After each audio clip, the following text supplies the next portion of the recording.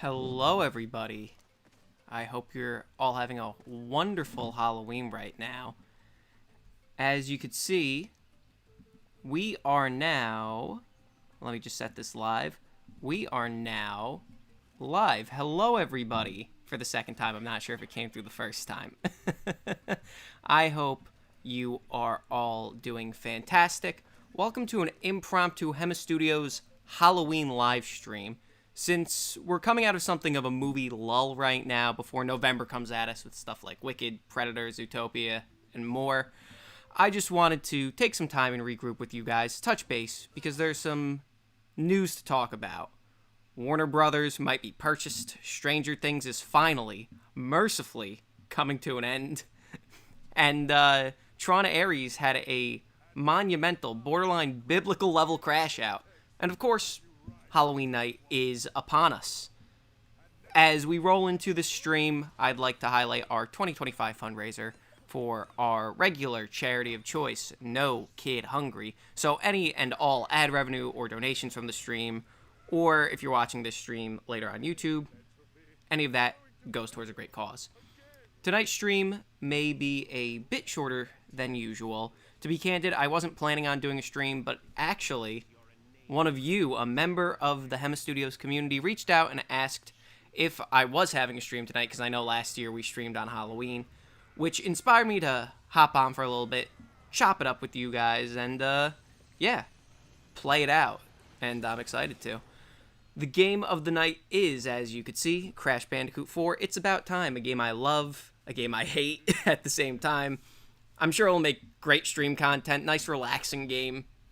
It's totally not.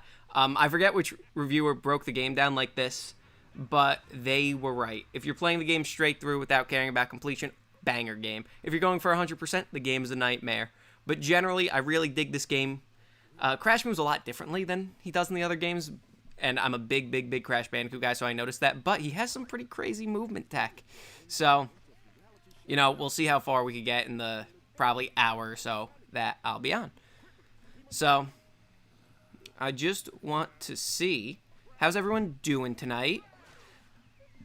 As everybody files in, I hope that everybody is doing well, because as the game starts, because I'm doing pretty well. So, like I said, I hope you are too. I've been planning some Hemmas Studios content for 2026, which is exciting. Content calendar stuff is always fun. I always, my eyes are a little too big for my stomach in that sense, where I'll plan a ton of videos. Like the content calendar now is crazy and expansive, and who knows if I'll get to all of it. Everything's still in flux, but we'll see. We'll roll on, and we will have a ton of fun. And tomorrow, I get to see Back to the Future, the re-release in IMAX, which is very exciting. I've never seen Back to the Future in a theater before. So, one, I'm excited to see it in a theater. Two, I'm excited to see it in IMAX. And three, I don't normally cosplay, but I was debating busting out my orange puffer vest to go and, you know, lightly, what's it called? Disney bounding, where you're kind of dressed up like a character, but not really. Like, you're inspired by a character. Maybe I'd do that for Marty. Hello, Retro Lover. How you doing tonight? You'll see the game of the night tonight is Crash 4. Oh, and Mr. Maddie, hello. Just wanted to pop and say happy Halloween. Hope you're having a good one. I hope you are too, Mr. Maddie. Hello, Nolan the Disney fan. How are you doing tonight? God, the art design in this game is really something else. I mean, I know the redesigns for Crash 4 are a little controversial, but I mean, I dig it. Would I have gone with something that skewed a little closer to the original trilogy? I probably might have, but this is a fun design, especially if they ever wanted to cross them over with Spyro. I feel like this is a more cohesive design to do that, and there was that canceled Crash 5 game. So, Retro Lover, WB had more X's than Ramona Flowers. Oh, absolutely, dude. WB's buyout is just insane. We're going to talk about that in a little bit, I'm sure. Dwayne Putnam, the creator you mentioned is Cat Icarus. Yes. It's a nightmare to complete. I didn't even bother to complete it. Look, I'm a huge Crash Bandicoot guy. Like, Crash Bandicoot is my favorite media franchise ever, and it's not even close. And this is the first Crash game that I'm like, I'm not going to 100% it. But then every so often I get called back to this game, like a Siren song. And I'm like, what if I just did one level and did it at a time? And I've been nursing this game for years. But I don't want to have a Hemmas Studios freak out stream compilation. So we're just casually playing through it right now. So, let's see. What are you guys saying? Public Crown is saying, speaking of Crash, we're getting an animated show on Netflix. See, Public Crown, I'm a little worried about that news story, because the news story said that Wild Brand Entertainment, who did the Sonic cartoon on Netflix, which was pretty okay. I caught a few episodes just like in the background when it was on Nickelodeon. They aired some of it.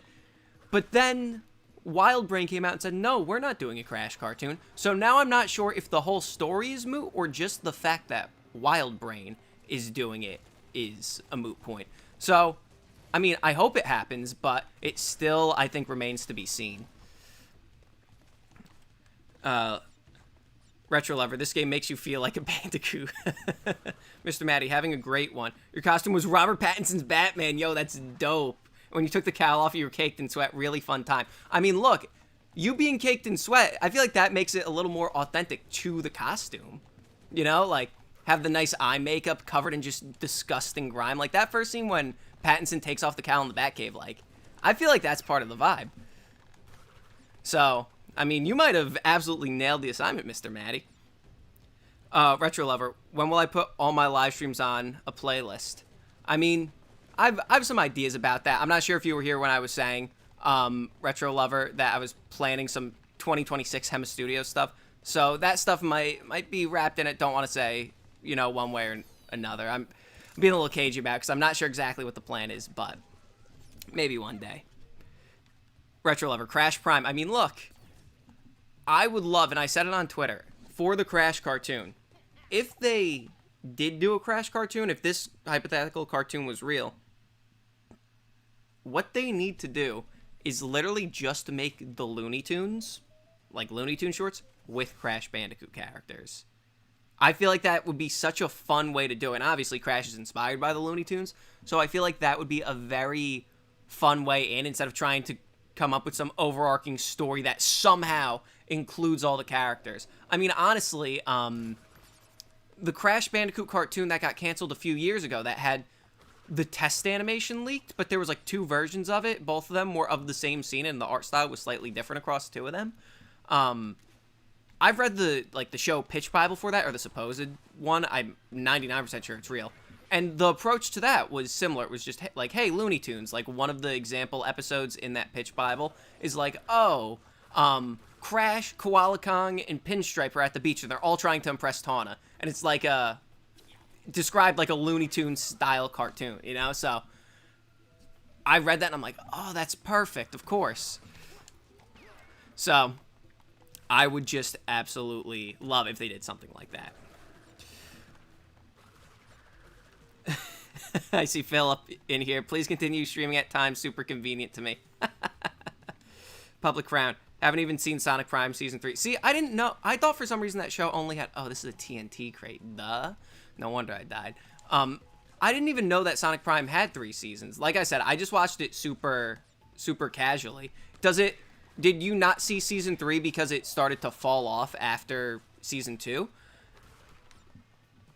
And then Nolan is saying that he was Kermit for Halloween. Yo, low-key, there are few characters in any medium from anything funnier than Kermit the Frog. Like, a good Kermit the Frog impression is absolutely priceless, in my opinion. Mr. Maddie, you did nail it. Too bad you didn't have a drifter outfit when you're out of the Batsuit. Yeah, dude.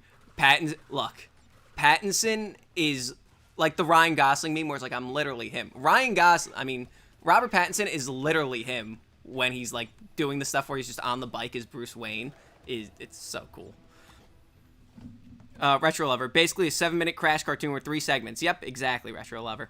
Carter, Crash Bandicoot is cool, but you didn't want to show that much. I hope we do get a Crash 5 one day. I mean, there are whispers in the community that there's some team working on it that isn't Beanox and it isn't Toys for Bob. I forget exactly what it was. I saw it in I've seen it in passing a few times, like on Crash Bandicoot, like fan Twitter accounts and like links to fan sites for stuff. There is supposedly, I think it might be Iron Galaxy, might be working on Crash 5, but I mean, look.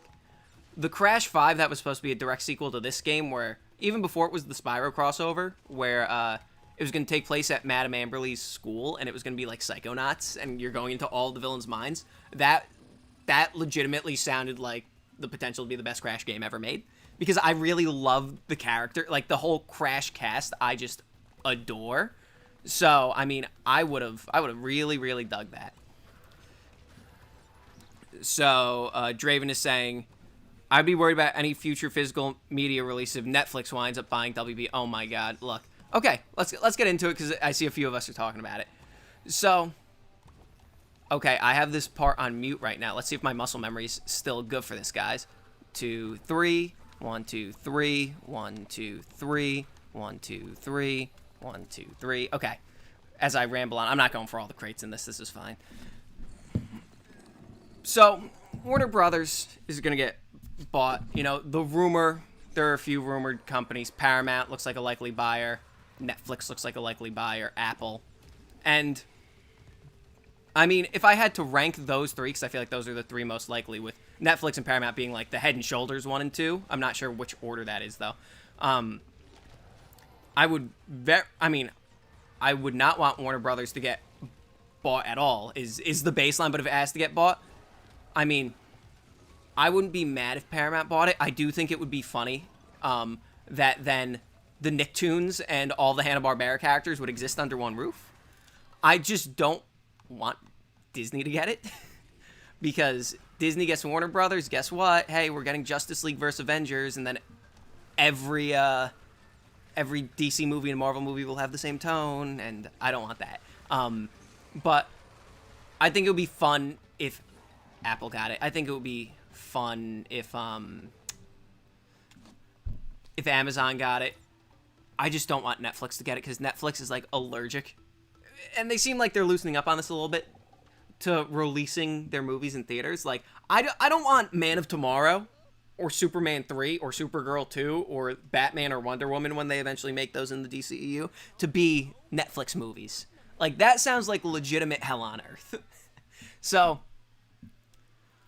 I think it's wild that they're already selling, but I mean, look, Warner Brothers is on a hot streak, and if they think they can sell for a high price, like, go for it. Like I said, I'd rather them be separate, but I'd rather Warner Brothers be on their own doing their thing, because Warner Brothers is one of the most legendary film studios of all time.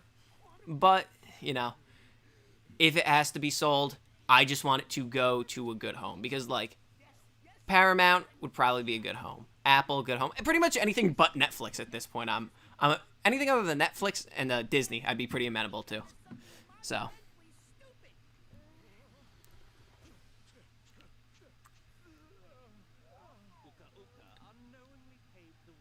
And then Retro Lover saying, what if Wicked but Megatron is the main character, basically Transformers 1? I don't disagree with you. That's a good way to put it. And I mean, that movie rips. And Public Ground, you're saying you lost interest in Sonic Prime. Okay, I got you.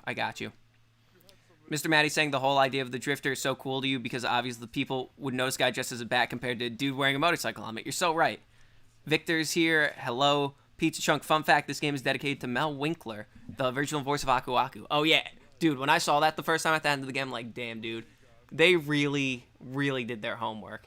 Because the whole thing with Crash 4 is that this game, like, if this was the direction the series went in, like, tone-wise, story-wise, where you're, like, bringing in all these characters and, like, paying them real service, like, Dingo Dial's my favorite Crash character. I didn't think we'd get a playable Dingo Dial in a mainline Crash game. That's so cool.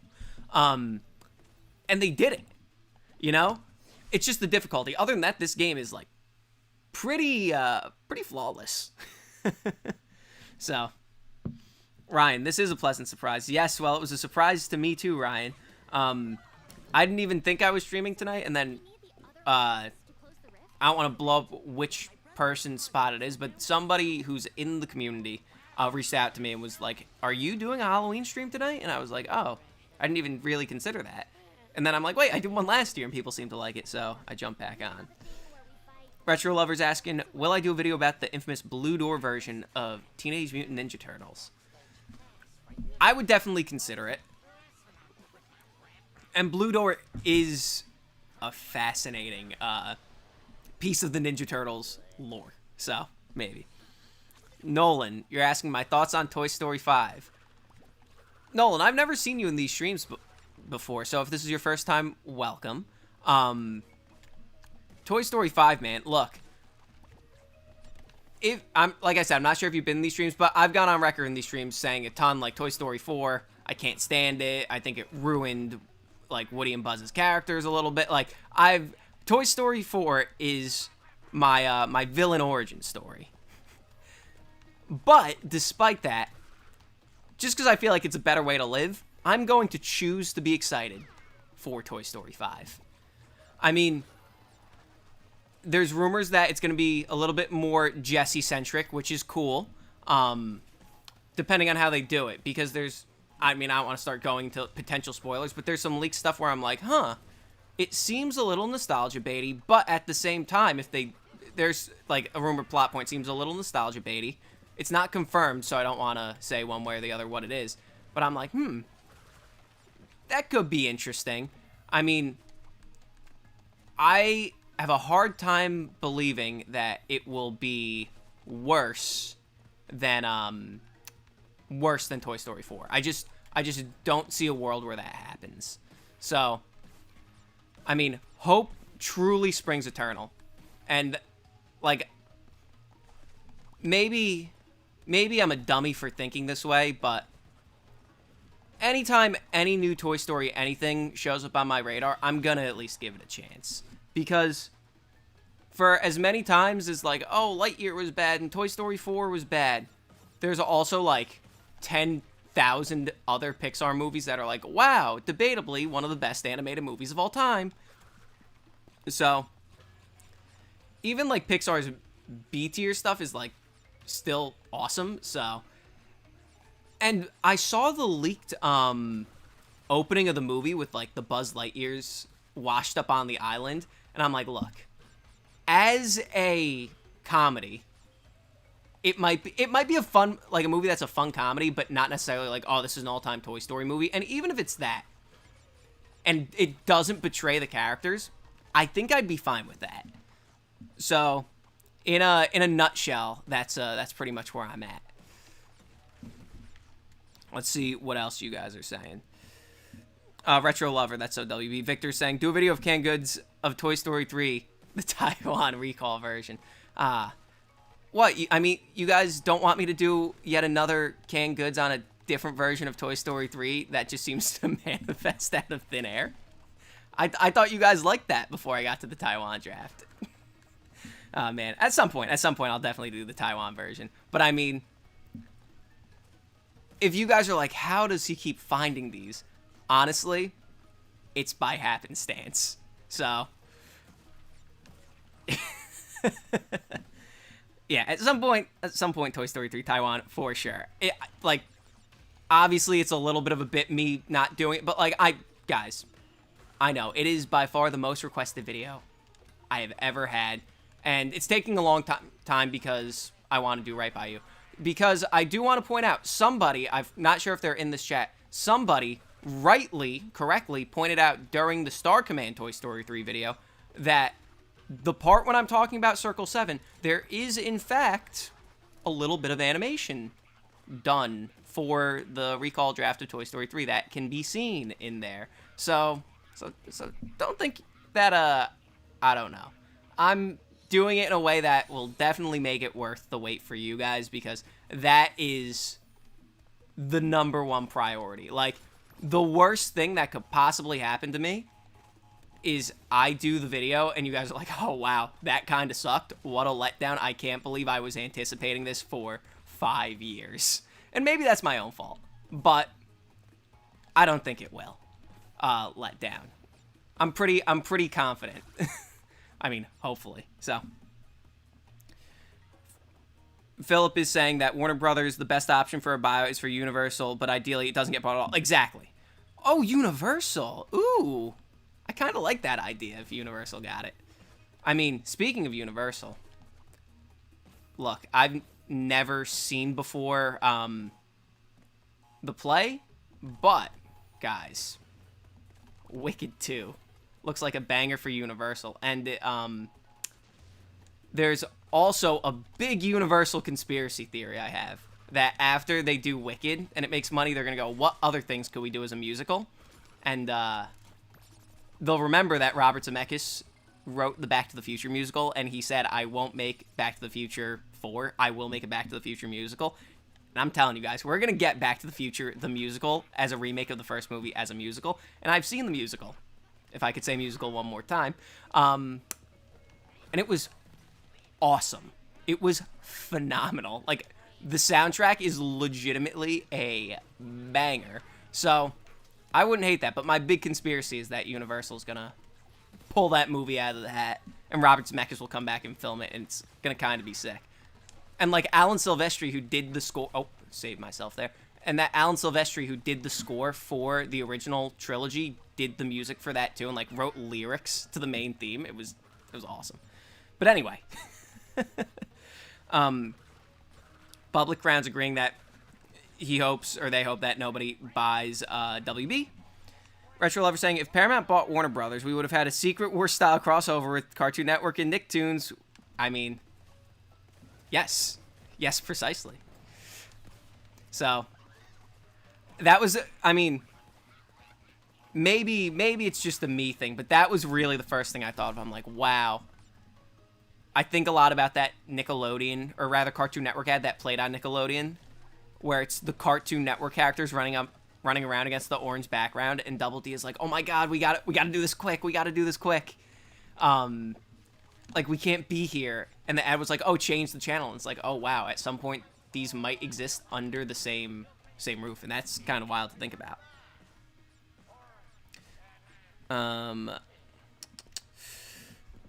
Ryan is saying, that being said, if Disney buys, we might finally get Roger Rabbit 2. I mean, right, I never even thought of that. That would legitimately be the only, like, hey, yeah, there's a silver lining here, would be Roger Rabbit 2. I mean, knowing Disney, they'd be like, oh, we're going to make it a Disney Plus movie. They'd make a Roger Rabbit Disney Plus series for some reason, using the script of some version of Roger Rabbit 2, because that's just how Disney rolls. Philip, I thought you were going to stream yesterday, which I wouldn't have been able to get to, so this works. Oh, no. It's a Friday. I don't stream during the weekdays unless it's like, oh, the day before Thanksgiving, which obviously is a sacred Hemmas Studios streaming day. So, nah. Or like right before Christmas, but it was Halloween and it was a Friday, so once the question got proposed of like, hey, are you going to stream? I was like, I mean, it's a Friday.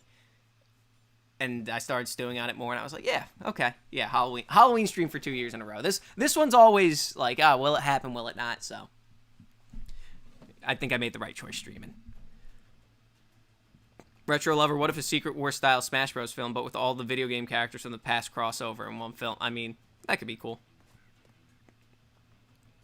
Retro Lover, will Woody and Buzz finally kiss? The fans have been waiting since 1995. I mean, Retro Lover, I don't know, I'm not aware of the fan campaign of Woody and Buzz smooching it up, but I mean, what I would like, I mean, this is a weird way to phrase it. What I would like is to see Jesse and Buzz smooch, because they're like, yes, they're a couple, and then they drop that entirely in Toy Story 4. So if they like follow up on that and they're like, no, they are actually a couple, not even like a gross way, just like acknowledge that.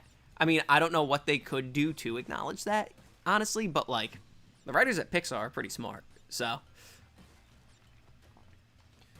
Carter is saying, you don't expect Toy Story 5 to be too good, but the 50 Buzz side plot seems kind of funny. See, and the whole thing is, if it wraps around in a way that's relevant to the plot and also funny, I think I'd be okay with the movie being like fine and having that funny side plot.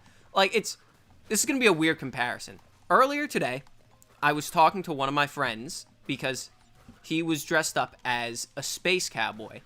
So, I'm not sure how many of you have seen the Ryan Gosling movie, The Fall Guy. But, spoilers, very minor spoilers, at the end, Jason Momoa plays this character in the movie they're making that's a space cowboy. And my stance on The Fall Guy, it's one of my favorite movies of the past few years, but it's not one of the best movies. Like, it's a straight up it's an ideal 7 out of 10 movie. It's the exact movie that, like, you're off from school, you and your buddies have nothing to do, you're like in 10th grade, and you're like, yeah, let's go to the mall and see a movie. At like 12 in the afternoon, you come out, the sun's still up, and you have like the night ahead of you, and you're like, that was a fun movie. Maybe, I don't know if I'll ever think about it again, but I had a great time. Like, that's the exact energy The Fall Guy gives off. Until the last 5 minutes when Jason Momoa shows up in the cameo, because they set that up in like a joke earlier in the movie where you go, wow, that wasn't a throwaway joke. Like, they were really paying attention, like really were taking care of how this movie was constructed so that cameo doesn't come out of nowhere. To take it from like a 7 out of 10 to like a 7.5 out of 10. Where you're like, that was delightful. So if Toy Story 5 does that and wraps the Buzz plot around in a way that's like that, where you're like, huh, that was a little more delightful than I thought. That's pretty much all I'm hoping for at this point, you know?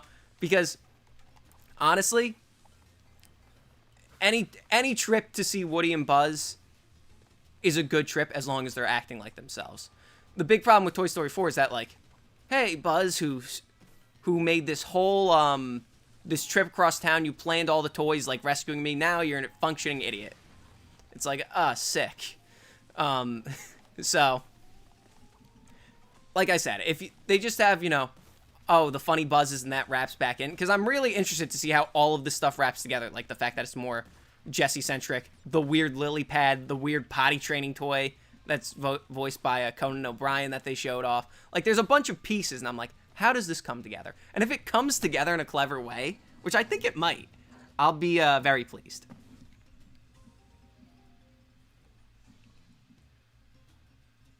Let's see. Retro Lover. Buzz Away scene is ironic because Tom Hanks in... Buzz Away scene is ironic because Tom Hanks is in the movie. Retro Lover, I'm not sure I'm following. And then Public Crown is saying so many canceled versions of Toy Story 3. Look, Toy Story 3 is like maybe in my mind one of the best movies ever made. So is Toy Story 2. Toy Story 2 is like my favorite movie ever made. There's no movie I have personally watched more in my life from when I was, you know, not cognizant through my entire life than Toy Story 2, I think. So, I thought I had that. Then Toy Story 2. So, that whole series holds like such a special place in my heart. So, and like Toy Story 3 is like Toy Story 3 kind of ruined me because what happened was it was the first movie that like now we get movies like Endgame and it's like, oh, and the Rise of Skywalker where it's like this is the end, this is a culmination, like this is a whole crazy thing. And I like my household isn't a Star Wars household. Like I'm the only one who likes any kind of like genre or fantasy or sci-fi or anything like that. So Toy Story, so like totally missed out on Lord of the Rings growing up. I came to it later when I would have been the perfect age to be like, wow, Return of the King is the best movie ever made, which yeah, it might be. But like, hey, here's a really hyped up conclusion and it's going to be great. It's going to deliver. Toy Story 3 was the first time that I was ever like, I'm so excited for this. There's no way it could be bad. And then it was like a borderline perfect movie. So it made my expectation for everything like that. Like, yeah, of course, nothing can ever disappoint me. How could that even happen? Nothing ever disappoints ever. So little did I know. So very, very, very funny, that movie. I owe a lot to Toy Story 3, so that's why I'm like, nope, Toy Story 3 is my thing. And when I eventually talk about the Toy Story 4 the Toy Story 3 recall draft, I'll probably start moving to Toy Story 4. That movie has a million unmade drafts too. So yes, all that to say, Retro Lover, Toy Story 3 is the Hydra of lost media. Philip, I bet you already made the Toy Story 3 video. You just have it locked in your oxygen-deprived basement. Well, Philip. Oh, as I'm reading the chat, just falling off. Well, Philip, my basement can't be oxygen-deprived. That's where I'm sitting right now, playing Crash Bandicoot 4. It's about time. Maybe it is oxygen deprived as I'm stumbling and stammering through sentences. Who knows? But no, I can assure you that the recall version Toy Story 3 video is not complete. There's much to do on it because I've like an ideal way that I would want to make the video of what I would want to include in the video. But I mapped out the video as if there were no limits to anything I wanted to do. So I did that because I'm like, let me just see how close to that video I could make, because that's the video you guys deserve. So it's a long way to go to resembling anything close to complete. Oh, damn it. I thought I had that. Pizza Chunk. Question, what software do I use to make videos for Canned Goods? So, Pizza Chunk, what I use is a mix of Adobe Premiere, Adobe Photoshop, Adobe Audition, and After Effects. It's mainly After Effects. And GarageBand. So, basically, all the music is written in GarageBand using, like, piano, virtual instrument plugins. Photoshop for the thumbnails and cleaning up graphics and stuff. And I use all Adobe stuff. I know the Adobe Creative Cloud is way too expensive, but they have me trapped because of how I make Canned Goods. So basically, then After Effects is motion graphics. But what I do is, like, when there's like a comic book thing, I'll buy the comic digitally. I'll do some screenshots. I'll download it. I'll like cut out the characters in Photoshop from the comic books and plop them into After Effects, like motion graphics compositions. And it's a lot of really heavy, really manual After Effects work of like puppeting the characters around and moving the camera and doing all that stuff. And then I basically build out the scenes in After Effects, and then when they're done, I export them as a like MP4 file, and then they go on to the Premiere timeline. All right, let's time this the right. There we go. There we go. There's a crate up here, right? Because Crash 4 loves to. Yep. Because Crash 4 loves to hide crates where you can't see them. And then who's saying Too Wicked, Too Good? Retro Lover, Too Wicked, Too Good, baby. I mean, the last movie that had 2 and 2 in the title like that, banger. Philip, what are your thoughts on DCU Batman changes and what could have been changed? Yeah, that was a really weird quote. I mean, I feel like the obvious conclusion to jump to is that Brave and the Bold doesn't have Damian Wayne in it anymore, because they're like, wait, we want Batman and Superman to be together for a long time, and like maybe they're going to be the same age. That's what my mind immediately goes to, of like what changed, because for him to say, oh, some of it's changed, we know a shockingly little amount actually about Brave and the Bold. So it's like, what else could he possibly be talking about other than like, oh, Damian is here? That's it. That's probably what I had to go to. Nolan, you're saying Zootopia 2 looks good, and I agree with you. I mean, it's so weird because I think about Zootopia and I'm like, yeah, the movie that came out when I was like a senior in high school. Like, in my mind, Zootopia is like, what's the equivalent of like a chaser? Like when you're drinking, where it's like, oh, this is a chaser. I guess an appetizer. It's not the same exact thing. Zootopia was like the chaser for Force Awakens, if I remember right, because Zootopia was November, then Force Awakens was December, and as I'm sure you guys could imagine, my life was just completely taken over by Force Awakens marketing, build-up, and hype. There was truly never a better time to be in any fandom of anything than that. But, yeah, so I need to watch Zootopia 1 again before I watch Zootopia 2, because I think I only watched it the one time. So, yeah. I mean, it does look good, and I do think it's funny that it's like, oh yeah, snakes, like, or reptiles are, like, exiled from Zootopia, and I was like, wait, are they really not in the first movie? I guess not. Wait, Philip, have I not? Philip is saying that I haven't talked about Man of Tomorrow. Have I not talked about Man of Tomorrow yet? I guess not. I'm very excited. So, I said it, I think, in the last stream, that Superman I thought was fine. I just wanted more Clark Kent stuff. I wanted more of Superman and like Lex interacting. Like I wanted a lot more character stuff. I feel like they shot a bunch of stuff and they're like, we need to keep this movie as lean as possible, and they cut all that stuff out, which is the stuff that makes me really endeared to Superman. And if it had that, Superman would have been the best superhero movie ever made, because that cast is unbelievable. So having a movie where Lex and Superman need to team up, on its surface, that's an awesome idea, because I love those two.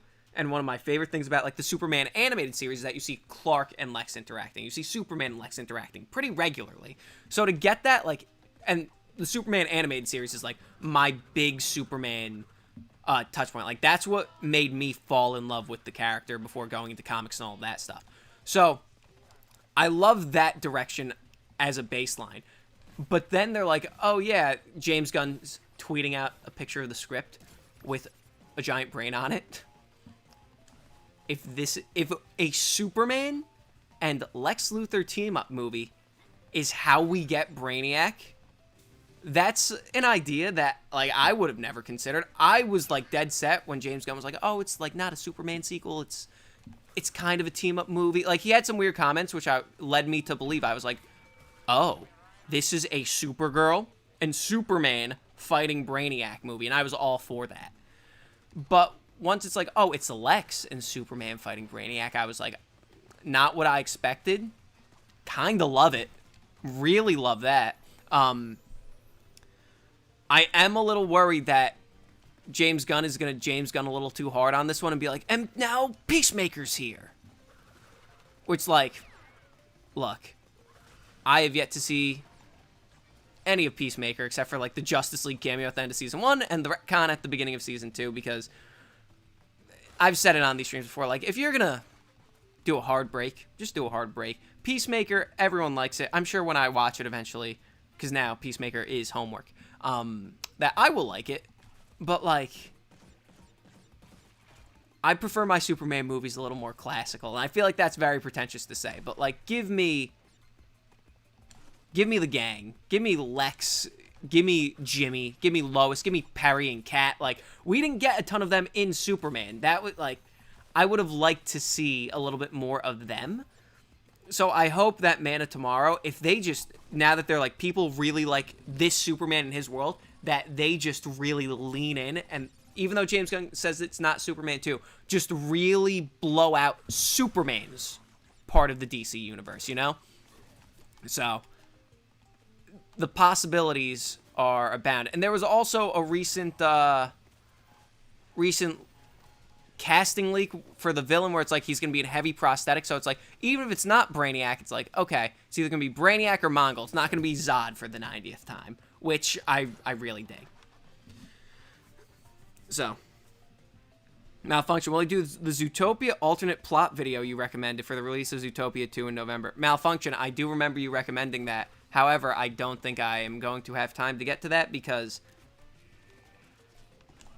I was going to say I don't want to make the video bad. Like, that's technically proper English, but not English I'm happy with. That's not an eloquent way to say it.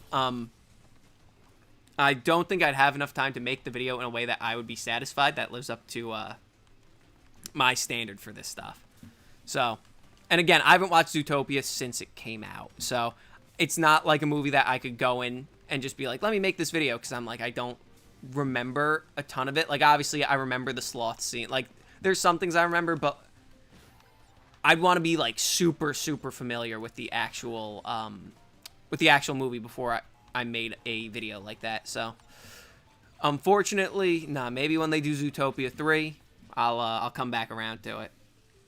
Carter's saying, if characters in Toy Story 5 feel out of character, I'm going to roll my eyes hard, but IDK, at least we got the first 3. See, Carter? That's my whole thing. Like, that's kind of how I'm feeling at this point, where it's like, look, Toy Story 4 was bad, and here we are 6 years later, the sun didn't fall out of the sky. It is like I said, it is definitely my supervillain origin story, but, like, 4 being bad does not negate 3 and 2 and 1 being maybe the best trilogy of all time, you know? So,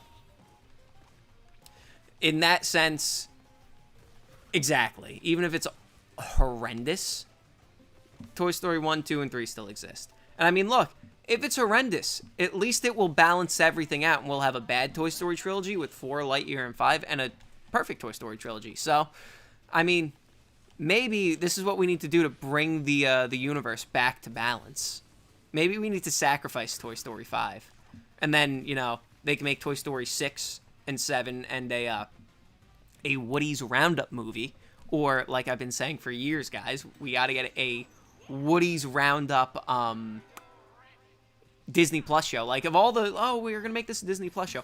Are you telling me nobody at Disney was like, what if we just made Woody's Roundup and, like, animated the whole, like, puppet drama Woody's Roundup and did the last episode and, like, made it, like, a fun event type thing?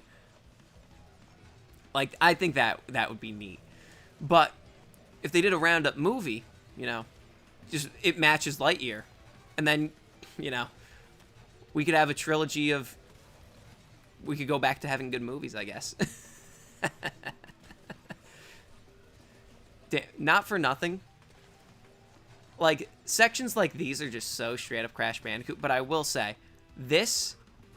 Where is it? There's like an RC car that, like, you have to spin it.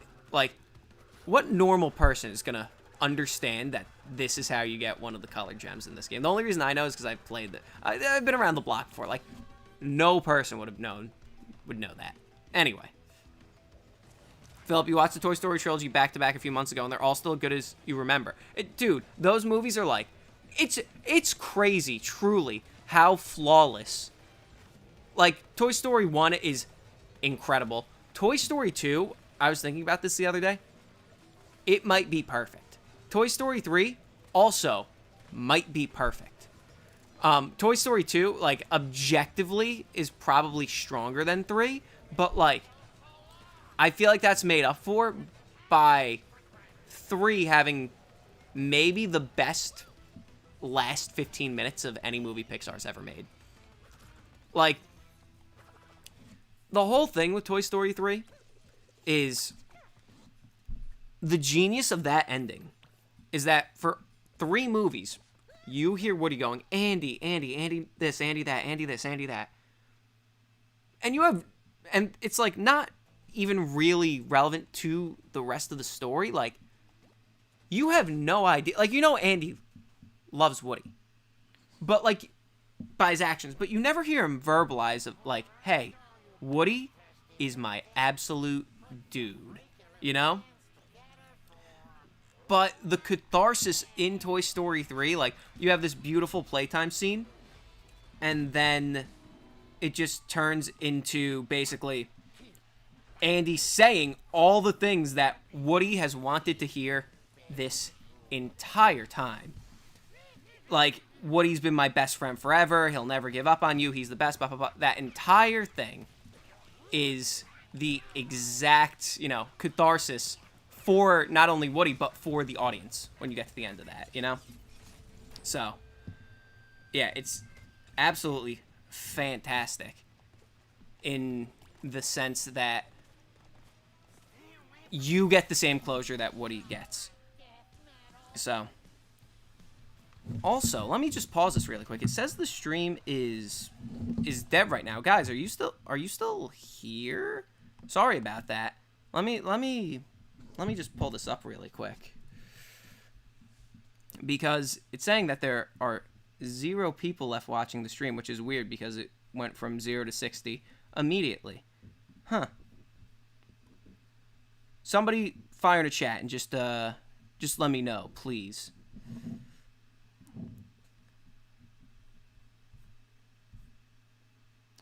Okay, cool. Sorry, I was getting really tweaked out about that. Because I have the YouTube, like, when you live stream on YouTube, there's, like, it shows you a chart of, like, oh, how many people are watching, and it went, like, it's a line graph, and it went from, like, however many you guys, it was, like, 12, and it just dropped straight down to 0.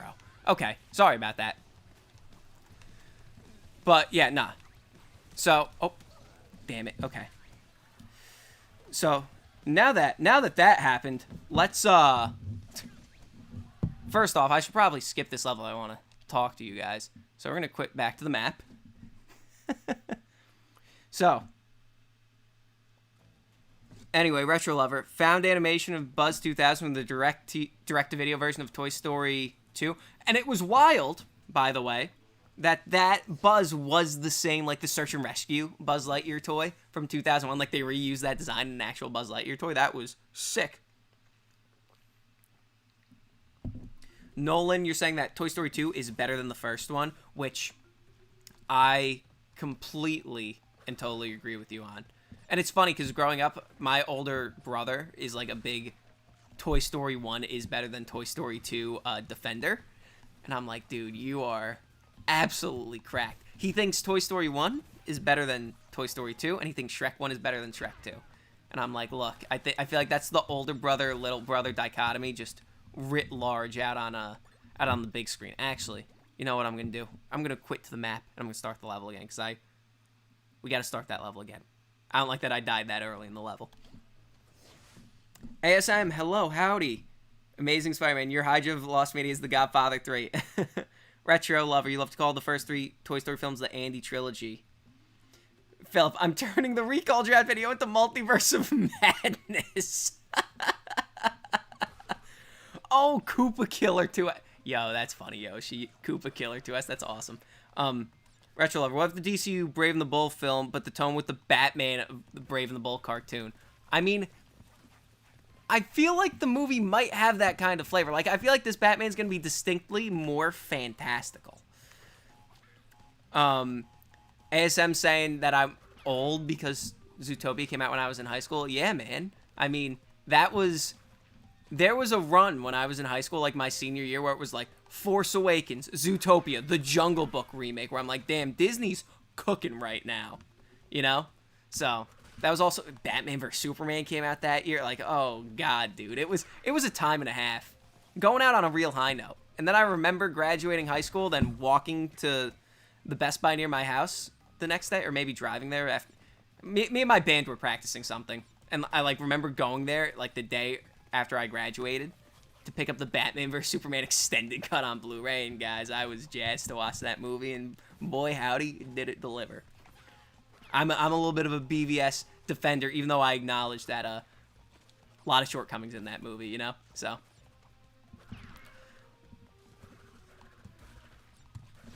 and then Retro Lover, you heard Man of Tomorrow is basically a Lex movie, and look, if it is, I don't necessarily hate that. I mean, Nick Holt, he's in a decent amount of Superman. I wish he was in more, though. So the fact that we're getting that is pretty fun by my estimation. Nolan is saying that Shrek 5 sounds bad. What, you talking about the rumors for the plot of the movie? Where it's like Shrek's daughter sends him into the real world with like magic or something. I mean, I don't even know how true that rumor is. Because like, I'm very curious. And this might just be like me super overthinking things. It's like a big thing, I think, that we haven't seen Shrek's 2 other kids. And they're like, we're going to reveal what they look like during the Macy's Thanksgiving Parade. Like, how does the other 2 kids factor into the plot? Because I really feel like you got to have all 3 of them be there in, like, a substantial role. So, I mean, I'm excited to see the next trailer. But, I mean, even, like, Shrek 3, which is a awful movie, I think is very funny. So, I don't think it could be worse than Shrek 3, but maybe we come back here and we're sitting in the theaters in 2027 and you're all like, Hemmas, you're an idiot. This movie is horrendous. But, you know, who knows? So, oh, damn it. Nope. No, we're not getting the crates. We're doing a casual playthrough. We're having fun. We're keeping it light. So, let's see what else you have to say. Public Crown is saying, finally getting Brainiac after 40 years. I mean, yeah, it's been long enough. I mean, I think it's so insane that we got Zod about 17 times before, and, like, no Brainiac. And it's so funny because, like, Brainiac, I feel like was set to be the villain, in air quotes, the villain of the next Superman movie more than any character for any series of anything ever. Like, Superman Lives, it was Brainiac. For Superman, what would it be, 5, it was Brainiac. And I'm pretty sure Richard Donner's Superman 3, like, when it was still his movie, was going to be Brainiac. So, like, everyone knew that about, you know, my man having the sauce. Especially if they go with the Superman the Animated Series interpretation, where he's like an AI from Krypton, and you wrap it into the origin that way. And even not, just like the stuff that he does where it's like, oh, here's my menagerie of all the planets I've gone and like collected stuff from, like that. All that shit's awesome. The bottle city of Kandor. I mean, I know that some people aren't super hot on him, but High Top Films did a great video where he's like, you know, if I had free reign and I was writing Man of Tomorrow, this is kind of the movie I would make. And I'm like, damn, I watched that where, like, Superman and Lex wind up in Kandor in the second act. And I'm like, that's kind of sick. Retro Lover, I'm thinking cancel Man of Tomorrow because Brainiac is in it, like Superman Returns 2, Man of Steel 2, Superman Lives because they have Brainiac in it. Yeah, exactly, Retro Lover. Johnny, happy Halloween. The Real Flash fan. Do the Flash movie 2011, Godzilla 94, do Mario movie 90s, Radiant Black, ET2, Spider-Man 4. Well, Real Flash fan, I've actually done ET2. That's one of the very, very, very early episodes of Canned Goods. So the style is a little different because it was one of the first episodes. But ET2 is, in fact, already a Canned Goods episode. And then, Philip, just curious, do I read comments before saying them out loud? I try to, Philip, but between the game and reading it, usually not. Like, there's like a split-second filter, like if someone says something really egregious before I say it, but it's a pretty fast, like, is this fine? Yes. Is this fine? Yes. So, Retro Lover, you're thinking they're going to recast Mr. and Mrs. Potato Head. See, I was thinking about that. There's like one picture, I'm not sure if it's leaked or something, of Toy Story 5, where it's like Jessie standing on Bonnie's bed and the camera's pointing down at the other toys, and the potato heads aren't there. So I'm wondering if they just write them out of the movie. Or even if they don't, I remember, like, for Toy Story 4, they made it a big deal. They're like, yeah, we're using Don Rickles' voice archives for Mr. Potato Head. Mr. Potato Head has, like, 2 lines in the movie. In theory, you could just do that for the next 7 Toy Story movies that they claim they're making, that they're threatening us with. And just keep doing that. Like, have them have 1 or 2 lines, just have them kind of silently stand there with everyone, because that's probably the state of affairs we're in at this point. Because you could probably get away with it, because, like, you have the toys from Bonnie's room, you have the toys from Andy's room. Like, there's a lot of characters, so you can kind of spread the wealth and be like, okay, Potato Head is just, like, silently there. So, there's ways around it. JB is saying Toy Story 4 was just so unnecessary story-wise. I mean, yeah. I mean, but the whole thing is, like, I would argue that pretty much any movie is unnecessary story-wise. Like, if the story is good, even if it's unnecessary, like, sure, go for it. Like, Toy Story 2 is a fantastic movie. It wasn't necessary based on what Toy Story 1 was, though. But they went out, they made it, and it was great. So, Public Ground is saying Crash 4 is sadistic. I mean, yeah, I agree. Philip is saying studios are allergic to money but dedicate their whole existence to getting money. Woody's Roundup show is so obvious, right? Right? Like, look, Disney. Look, Bob, Mr. Iger.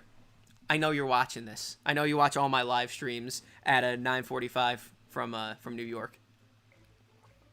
Even though your workday's probably ending on the West Coast. Bob, I've two kind of questions / requests for you. The first one, let me write the Woody's Roundup show. 2, send me the script for Star Wars: The Search for Ben Solo so I can make a video about it. Thank you.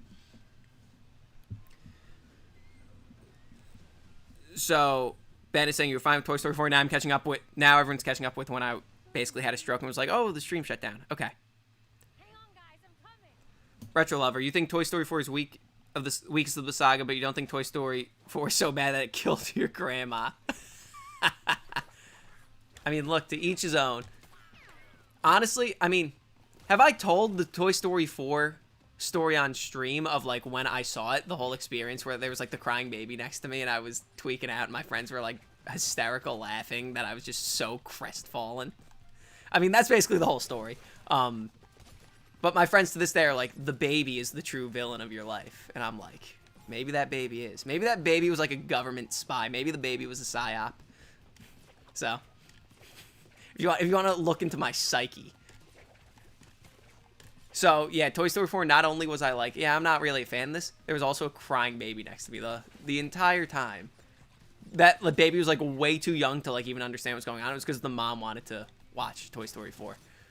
Which was like, okay, cool, but, I mean, your baby's crying, so I don't even know how you could hear it if I can't hear it, because we're sitting the same distance away from this baby. Alright, Victor saying, what if Michael Eisner never left Disney on September 30th? Oh my god. There'd probably be a lot more episodes of Canned Goods if he never left. Philip, it's time to address the elephant in the room, Tron Ares. Oh my god, Tron Ares. Okay, so, I will say, I didn't hate it. Jared Leto is the least Jared Leto he could possibly muster in the movie. So I'm like, okay, sure, not awful. But I mean, ever since the movie came out, I've been thinking a lot about a little movie called Tron Ascension. And you might be going, Hemmas, what's Tron Ascension? That movie doesn't exist. And I would go, precisely. Tron Ascension is the original version of Tron Ares that Joseph Kosinski was going to direct after Tron Legacy. And for those of you keeping track, I don't think I've ever said it on these streams, Tron Legacy, in my opinion, the single best Legacy sequel ever made. Like, that movie is just crack cocaine. Like, put it right in my veins. The vibes, the plot, like, it's awesome. And it sets up something really fun. So after that, Disney was going to make Tron 3, and it was called Tron Ascension. Joseph Kosinski was on board, the cast from Legacy was on board, and it was going to happen. And then, a little movie called Tomorrowland came out. And that movie bombed, and they were, like, going to start shooting Tron Ascension, like, pretty quickly after that. And then once Tomorrowland bombed, Disney's like, maybe we pump the brakes on live-action stuff for a little bit. Because Tron Legacy, like, just barely broke even. I think it barely broke even. So, in that movie, it was the Tron Legacy cast, but Ares was a character, and, like, the first, from what we could tell from, like, people who have put out storyboards and concept art and people who have talked, the plot was actually decently similar to Tron Ares, where, like, the Dillingers had their, and this might be lost on, because I don't know how many Tron heads we have here, where the Dillingers had their own grid, like in Tron Ares, and Ares was a character and Jared Leto was cast, but, like, it was using the same characters from, wow, twice in a row. It was using the characters from Legacy. And, like, carrying that on in an interesting way. And then in Ares, the characters got replaced because either the actors had passed away or time is bad. Like, there were a few reasons. But the first act was similar. But then as people started leaving Tron Ascension, Jared Leto is apparently, like, a huge dyed-in-the-wool Tron fan. And he's like, no. I will this movie to not die. And then it got redeveloped to, like, focus on Ares instead of him just being, like, a Terminator henchman that's, like, presumably hunting Tron down in the real world. So, yeah, I mean, the movie was fine, but, like, I just keep seeing stuff, and I've been talking about it a lot with, there's another YouTuber that I think you guys watch, the Audience Crossover is fine, I'm not sure if I think he'd be okay with me saying who it is, but just in case, that I've been talking to him a lot about it, because, like I said, he's also a big Tron head, and we're like, damn, dude, what could have been? And apparently the Legacy cast was signed on for 2 movies, and then the fact that it morphed into Ascension, which doesn't even really carry on that stuff that well from Legacy, it was, you know, I enjoyed it. It was disappointing, though. I mean, nothing will top Legacy. Legacy, when you see that the first time, that, like, changes your brain chemistry. Like, the Daft Punk score really is that good. But, yeah. So now that I am safe here, let's see what you guys are saying. Amazing Spider-Man, word to the wise. if you're down to the final hours of a project for a class and you feel the need to stay up until 4 in the morning, don't do that. Don't be like me. Oh man, ASM staying up late. Well, I'm happy that even though you're staying up late, you still chose to be here.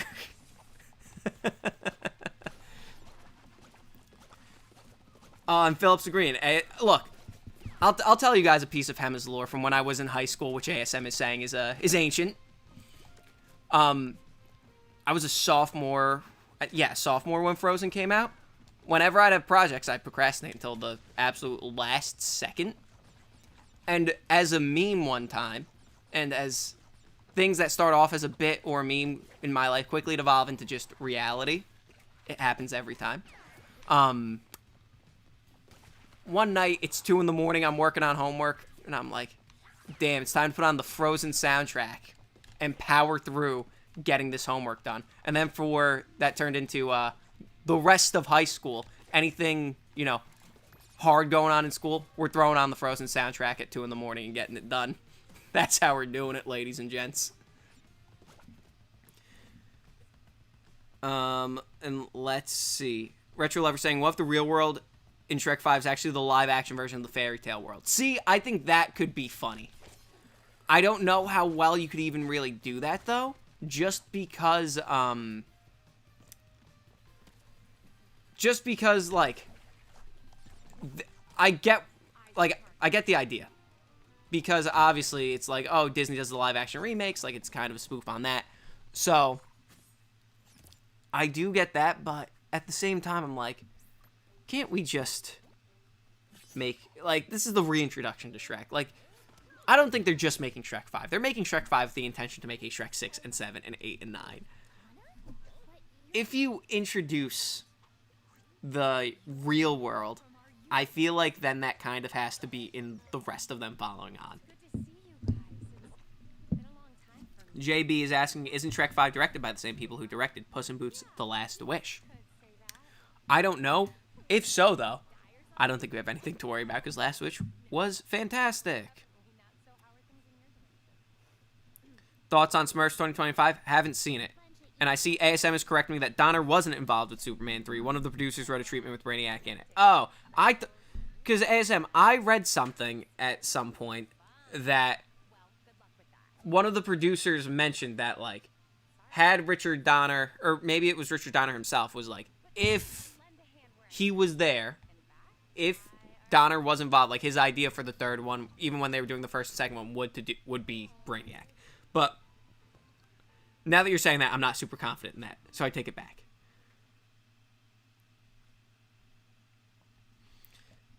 Amazing Spider-Man. If you're looking for more Spider-Man 4 info, there's a book called Movies Go Forth by Mark Edits that has a lot of info on Spider-Man 4 among many other unmade fourth entries in franchise. Ooh, ASM, I might need to look that up.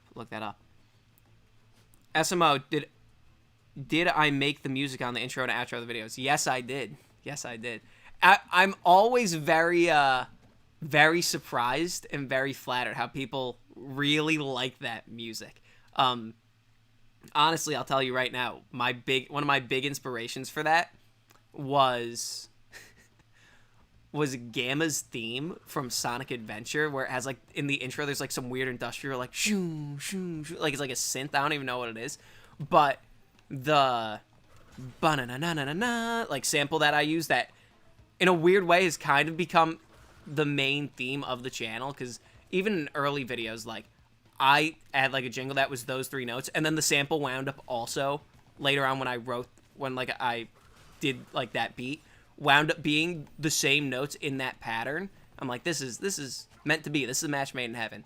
So, yeah, I wrote that music. That's probably my favorite piece of music I've literally ever written, because, like, I've been a musician for, like, I started playing saxophone in 4th grade, and I never stopped doing musical stuff. I'm not saying I'm a good musician, but, like, I've always done stuff.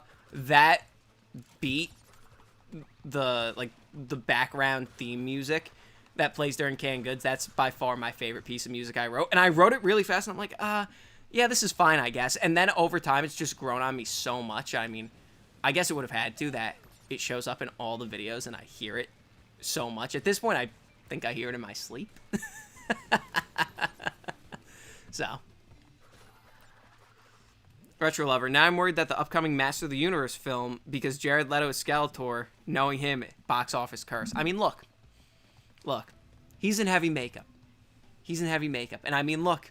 Maybe Suicide Squad suffered, but that's because of the writing. I believe in Travis Knight to make a good movie. Because Travis Knight made Bumblebee. And Bumblebee, who's going to look at me and tell me that Bumblebee was not an absolute banger of a film? So, I trust him.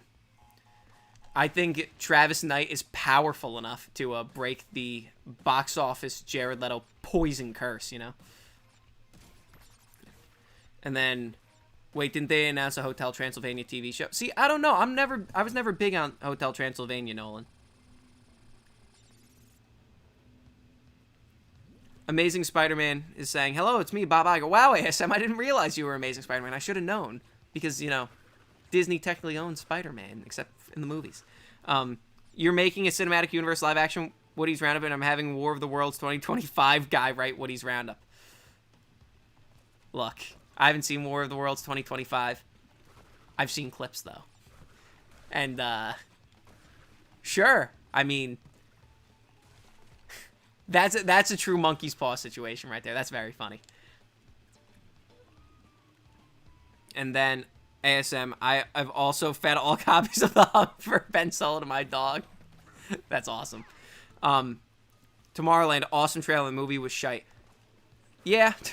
I mean, I'll never forget. I have a, like, very vivid memory of watching the Tomorrowland trailer for the first time and being like, when she touches, because she's, like, in the, she's, like, collecting her stuff, and she grabs her stuff on the counter. I forget where she even is. And it, like, warps her to Tomorrowland, and there's, like, the people with the jetpacks. I was like, holy shit, this is gonna rock. And then it was, you know. I mean, I don't quite think it was shite, but it definitely did not live up to its potential, for sure. SMO, the first time we saw Toy Story 4 was a bootleg, it was a bootleg YouTube upload. Wow. Yeah, ASM, maybe that is the best way to watch it. Retro Lover, you think the original version of Tron 3 is intact in spirit? I mean, honestly, based on what I have seen and things I've read, and this isn't like no one's like told me anything, but like based on the concept art and things people have said, I'm pretty convinced that the first third probably of Tron Ares as it exists is pretty close to the first third of Tron Ascension, where it's like the Dillingers have a grid instead of who, like the two people, like the CEO lady that's in Ares and her sidekick. It probably would have been Sam and Cora, like also looking for something that resembled the Permanence Code, but in spirit, I think a lot of it still does exist because like Ares was a character, Ares existed. But yeah, I think it's mainly in the first third, and then it turned into a movie about Ares. Because there's also concept art of like that water skimmer that Jared Leto rides on. That they were gonna use that and go and find redeemed Rinsler, like Rinsler, who's now back to being Tron, in the water, like from where he fell at the beginning of, or rather at the end of Legacy. So. ASM, you finished your project like 4th this morning and will probably nuke your sleep schedule again. Wouldn't have it any other way. And you're going to nuke the sleep schedule for this stream. How sweet of you, ASM.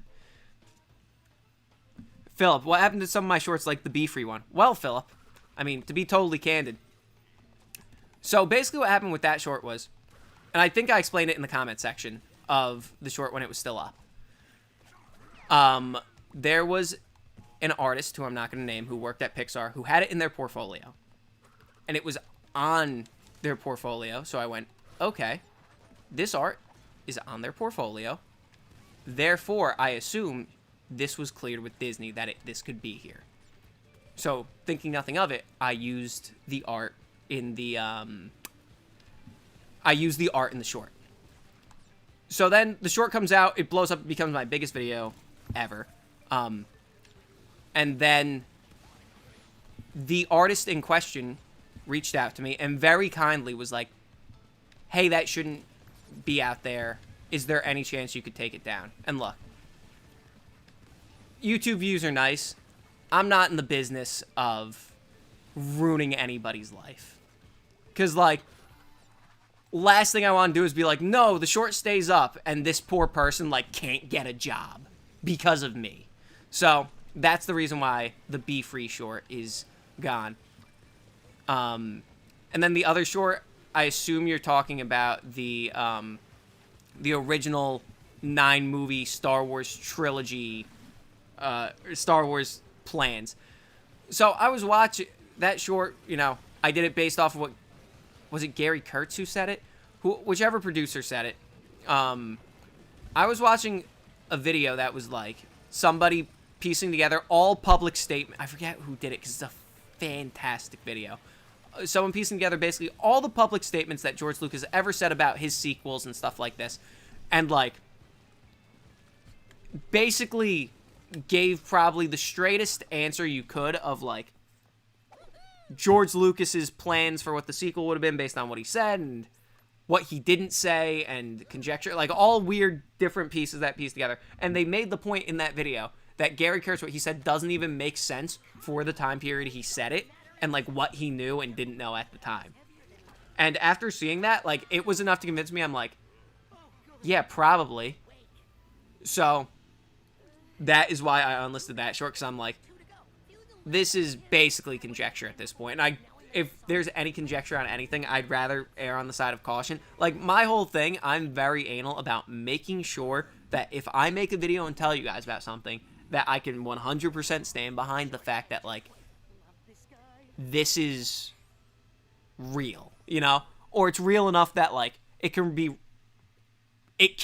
debunked by, like, a quick, simple logic of, like, well, this and this and this would mean this, and me going, yeah, okay, yeah, that makes sense. So, if that makes sense. ASM is saying in 92 we got a Christopher Columbus movie written by Mario Puzo, directed by John Glenn, starring Tom Selleck. Wait, really? That's insane. And then Retro Lovers saying that you heard Sonic 4 is getting renamed, but also could it be the possible film series because it's a bad future? So. And Retro Lover, thank you for saying Happy Halloween. So, my whole thing with Sonic 4 getting named Sonic CD. All the people who are Sonic fans are like, yeah, that's a great idea. Look. I love Sonic CD as much as the next guy. That would be, in my opinion, such a weird move. Because, like, Sonic CD doesn't mean anything. Like, that would be like naming a Mario movie Mario 64. Like, the 64 doesn't mean anything in terms of, like, the actual game. So, naming it CD doesn't mean anything. Like, if they named it, like, Sonic : like, Chaos Darkness, and the acronym was CD, and it's like, oh, that's a fun Easter egg. Sure. And you did that, I guess. But, like, Sonic CD doesn't mean anything to anyone who doesn't have deep knowledge of the series already. So, like, the people who are taking their kids to see it because they're like, oh, yeah, I like Jim Carrey. I played Sonic back in the day. Like, that doesn't mean anything to them.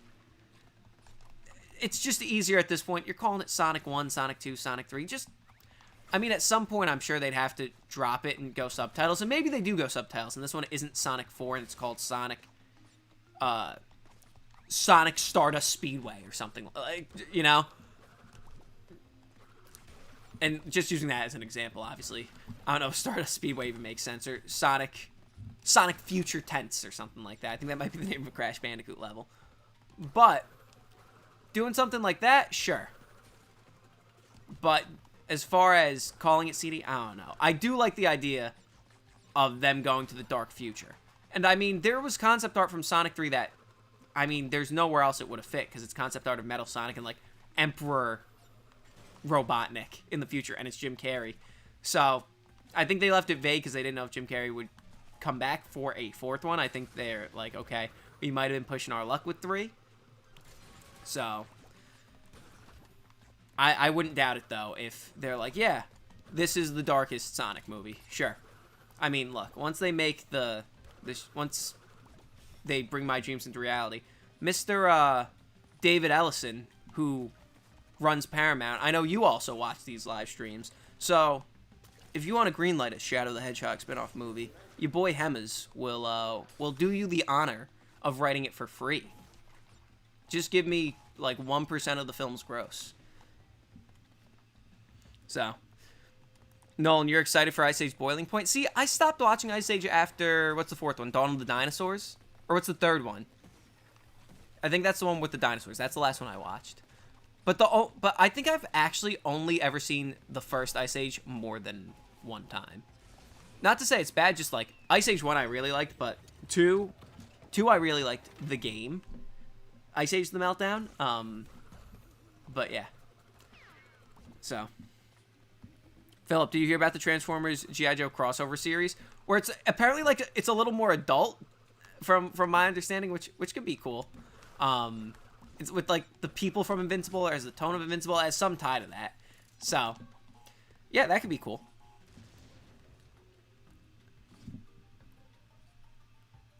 The Watcher, if we're getting the recall draft next year, do you have a quarter? Like a quarter the video would hypothetically come out in? Well, I mean, technically, but plans always change so much that I don't feel comfortable saying right now. But I do think, like, you guys are smart. If you guys start thinking about it for a few minutes, you probably have an idea of what quarter I'm planning on putting it out in. And yeah, I see Retro and Nolan talking about how Crash and Eddie are gone from Ice Age. Oh, ASM, you're saying the Christopher Columbus movie is on YouTube for free? Oh, okay. Oh, Steven, hello. Could I cover Justice League Dark? I mean, I'd cover I assume you're talking about the Guillermo del Toro script. Well, I mean, I'd cover that at some point, probably. Hello. I mean, that script is a fun read. I think that's a fun read. Oh, wow. I can't believe that ASM, like, that account was shared by Bob Iger and David Ellison. Oh, it's written by the writers of Toy Story 4. Wow, they're making a Shadow movie. Can't believe it. I mean, look, the writers of Toy Story 4, all I'm saying is that a lot of the people who worked on Toy Story 4 worked on Transformers 1. Transformers 1. Banger. So, hope springs eternal. I mean, look, and if the movie's bad, that would just kind of keep it canonically accurate to the Shadow game. Retro Lover, heard that Universal is planning to have its Illumination movies based on Nintendo Seba Smash Bros. Film. If so, then Zelda is the Incredible Hulk of the series because it was at Sony. See, it's so funny because I read that and I thought the same exact thing. Not necessarily the Hulk part of it, which is a funny connection. But where I was like, wait. And I think I might have said it in one of these streams where I'm like, if they do a Smash Brothers movie, I think it's going to be mainly the Mario cast. Like, I don't think Link, which sounds wild. I understand how wild this sounds to say. I don't think Link would be in the movie because Link is live action, you know? Which, again, I fully understand how insane of a take that must sound like. But, I mean, I think if they did Smash, it would really be more Mushroom Kingdom based. I don't know what's giving me that feeling in my gut, but like I feel like it'd be like the Mushroom Kingdom characters, Kirby, maybe Fox, maybe Captain Falcon, maybe Pit. Like I think it would be a weird lineup. Okay, I don't even understand how I died there.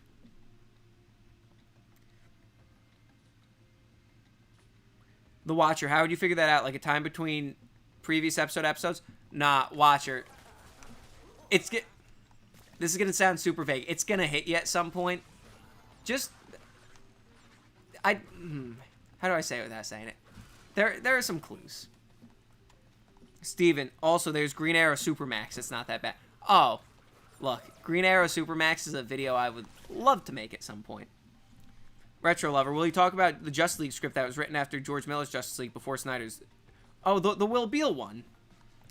See, Retro Lover, the answer to that is, there are so many questions like that the answer is yes, but I don't have access to the script. That's the whole annoying, like, kind of crapshooty part about doing this how I do it. Like, obviously, sometimes I'm incredibly lucky and blessed where it's like, oh, the Venom script falls into my lap. No one knew about that, so I made the video about that. Monsters, Inc., Toy Story, like, that stuff. But Will Beal Justice League, that's like a legitimate fascination. Because, like, Ben Affleck was apparently supposed to direct that. Yeah, I'd talk about that in a second if I had it. And then, Retro Lover, the Jack Black Green Lantern video. I mean, Lanterns comes out next year. And that's all I'll say about that. If I could make a video about that script, that would be fun. I would really love to make a video about... So, the thing with the Jack Black script that's online is that there's a second draft of that script that the writer claims is, like, way better. And only the first draft is online. So if somehow I was able to get the second draft of that script, that'd be, like, in a heartbeat. But I think the first script still might make for a fun video at some point. And I mean, while we're talking about it... Oh, let's see. ASM, me thinks Hemmas should diversify beyond superheroes and Toy Story. One, I'd be interested in Ripley's Believe It or Not biopic directed by Tim Burton, written by Ed Woods. And then Retro Lover, 2027 Clash of the Titans film because Shrek 5, Spider-Verse, Simpsons 3, Ice Age Secret Wars. There's a lot of stuff in 2027. Oh, The Ring, hello. They could do a Smash Bros. Movie with Pokemon characters, maybe. Yeah. Aardman is doing a stop-motion Pokemon series, so... Yeah, that is probably a decent crossover. I mean, look, while we're kind of talking about it, and ASM I is kind of breaking open the gate. I actually had this on the live stream agenda to solicit from you guys for a little bit that we could vamp on this. So, a little bit ago, I'm not sure who was here, who wasn't. I mentioned that I was planning out content for 2026. And any questions you have about what the schedule looks like now, you guys are free to ask that. And I said it at the beginning of the stream, I think. There's a lot of, like, I build out the schedule, and it's, like, so crazy. And I'm like, yeah, of course this could happen. Not taking into the account of, like, oh, it takes X amount of time to make these videos. Like, that each video takes a long time to make. So... A schedule exists of videos I would like to do next year. A schedule is in flux. But everything's amorphous right now. So this is actually your prime time to be like, what if you did this video? Like, suggest videos to me. Pitch me videos. And if a lot of you are like, yeah, you should do that. Heavily considered. It would be heavily considered for the rotation. Because obviously... Oh, damn it. Didn't even think I was doing that. Because obviously... If somebody is here watching me stutter and stammer at 10:14 p.m., they're a Hemmas Studios fan. So this is your time to solicit from me. During when am I making a Discord? We gotta talk more often. See, part of me is like, I would love to make a Discord, but then the other part of me is like, I would also need to moderate the Discord, and the last thing I would want is, like, within the community, things to happen within our community in Discord where it's like, there's a civil war in the community. We have to, like, pick sides. Like, that's not my thing. If there was, like, a cool way for us to aggregate or congregate more often, like, that'd be sick. But...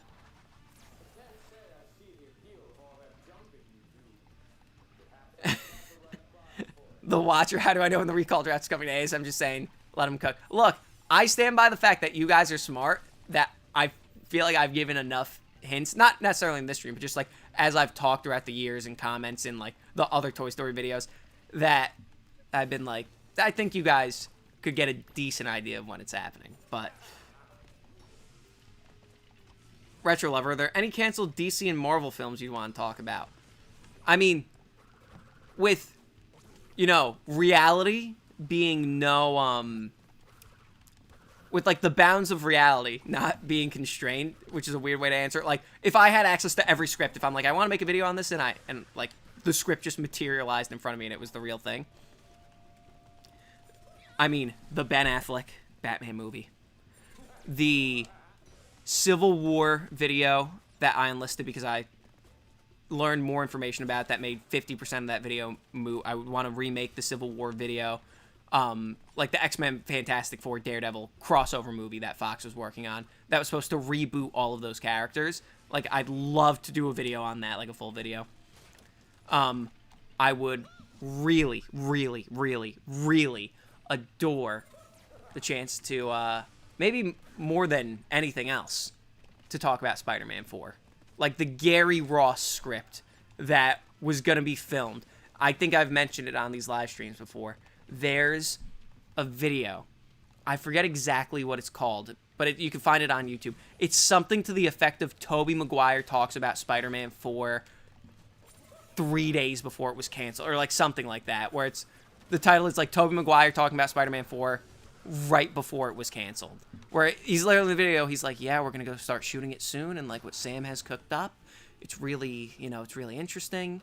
I'm just happy to be back doing it again. Like, it's one of those videos, so it's like, okay, the Gary Ross script would have been what was made. And I think, if I remember, because I mentioned it in the Venom video, I think it was Gary Ross who was also working on something for Spider-Man 5. So that means that, in theory, there might also be some material for Spider-Man 5. That would be absolutely phenomenal. Man of Steel 2. I'd really love to do Man of Steel 2. Just because, or a version of Man of Steel 2, because there's about 16 versions of Man of Steel 2 known to man. I feel like there's a really obvious DC one that I'm forgetting. I mean, not necessarily DC, but, and I referenced it before, I would really love to talk about the Hunt for Ben Solo script. Like, Adam Driver is probably my favorite working actor right now. Like, Adam Driver is probably the only actor who's working right now that if he's in a movie, I will see it sight unseen. Like, I wouldn't have watched Ferrari if a different actor was in it. I don't think. Like, Patterson, the movie where he's like a bus driver, like, sure, yeah, Adam Driver. Me and you have a vibe. Like, sure, great. So, the fact that Adam Driver goes, yeah, it's like the coolest script I've ever been a part of. And I'm like, dude, we could have had it all. No, what are we doing here? So, let's see. Philip, can you make an April Fool's Day kill screen video? I mean, look, the only reason I wouldn't is just in case I ever actually decided to do kill screen one day. I don't want the first video of it to be a joke. The Watcher is asking, am I going to do an Adventures of Thomas video? Unfortunately, I don't think I am. Thomas isn't my wheelhouse, and I really only like doing videos on things that I have a knowledge of. Because I feel like, and it's a big reason why a lot of the videos I do are, hey, we're Toy Story comic book stuff, because that's Pixar comic book stuff, because that's stuff that I know intimately. Like, my childhood was spent in the bonus features of Monsters Inc. and The Incredibles and the Toy Story DVDs. Like I know that. I'm pretty up on comics, I'd like to think, at least. Superhero movies, I love them. Like, that's kind of my pocket, so. But that's also why I'm asking, because I also think, like, I think it could be fun to do more video game-based movie videos. Like, hypothetically, like, if there was a Crash Bandicoot movie that existed, I would be on that so fast. So. Retro Lover is asking, will Mario cameo at the end of Sonic 4 that Mario appears in the post-credit with universal permission instead of a Mario vs. Sonic Dawn of Smash? Look. It's so funny to say where it's like, will Sonic show up in the Super Smash Brothers movie? Like, my first blush reaction to that is like, no, of course he won't. But then I'm like, I think he might show up, and I think it also might be Ben Schwartz, and they try and canonically make that work. Like, I think it's equal options that they're like, absolutely yes or totally no. So, I mean, who knows? But if Sonic does show up, part of me is like, I would love for it to be Ben Schwartz, because, like, that version of Sonic isn't, like, obviously totally accurate to movie Sonic, because, like, I mean, isn't totally accurate to game Sonic, but that's a version of Sonic that I'm, like, pretty endeared to at this point. So, Durank is saying most Discords can be self-moderated with bots or get trusted people from other Discords to do it. See, Durank, I'm not, like, super into Discord either. So, like, the amount of time that I would spend fretting over it, I just don't, I personally don't know if I think would be worth it, because I'd be, like, obsessing over this thing, as opposed to making videos.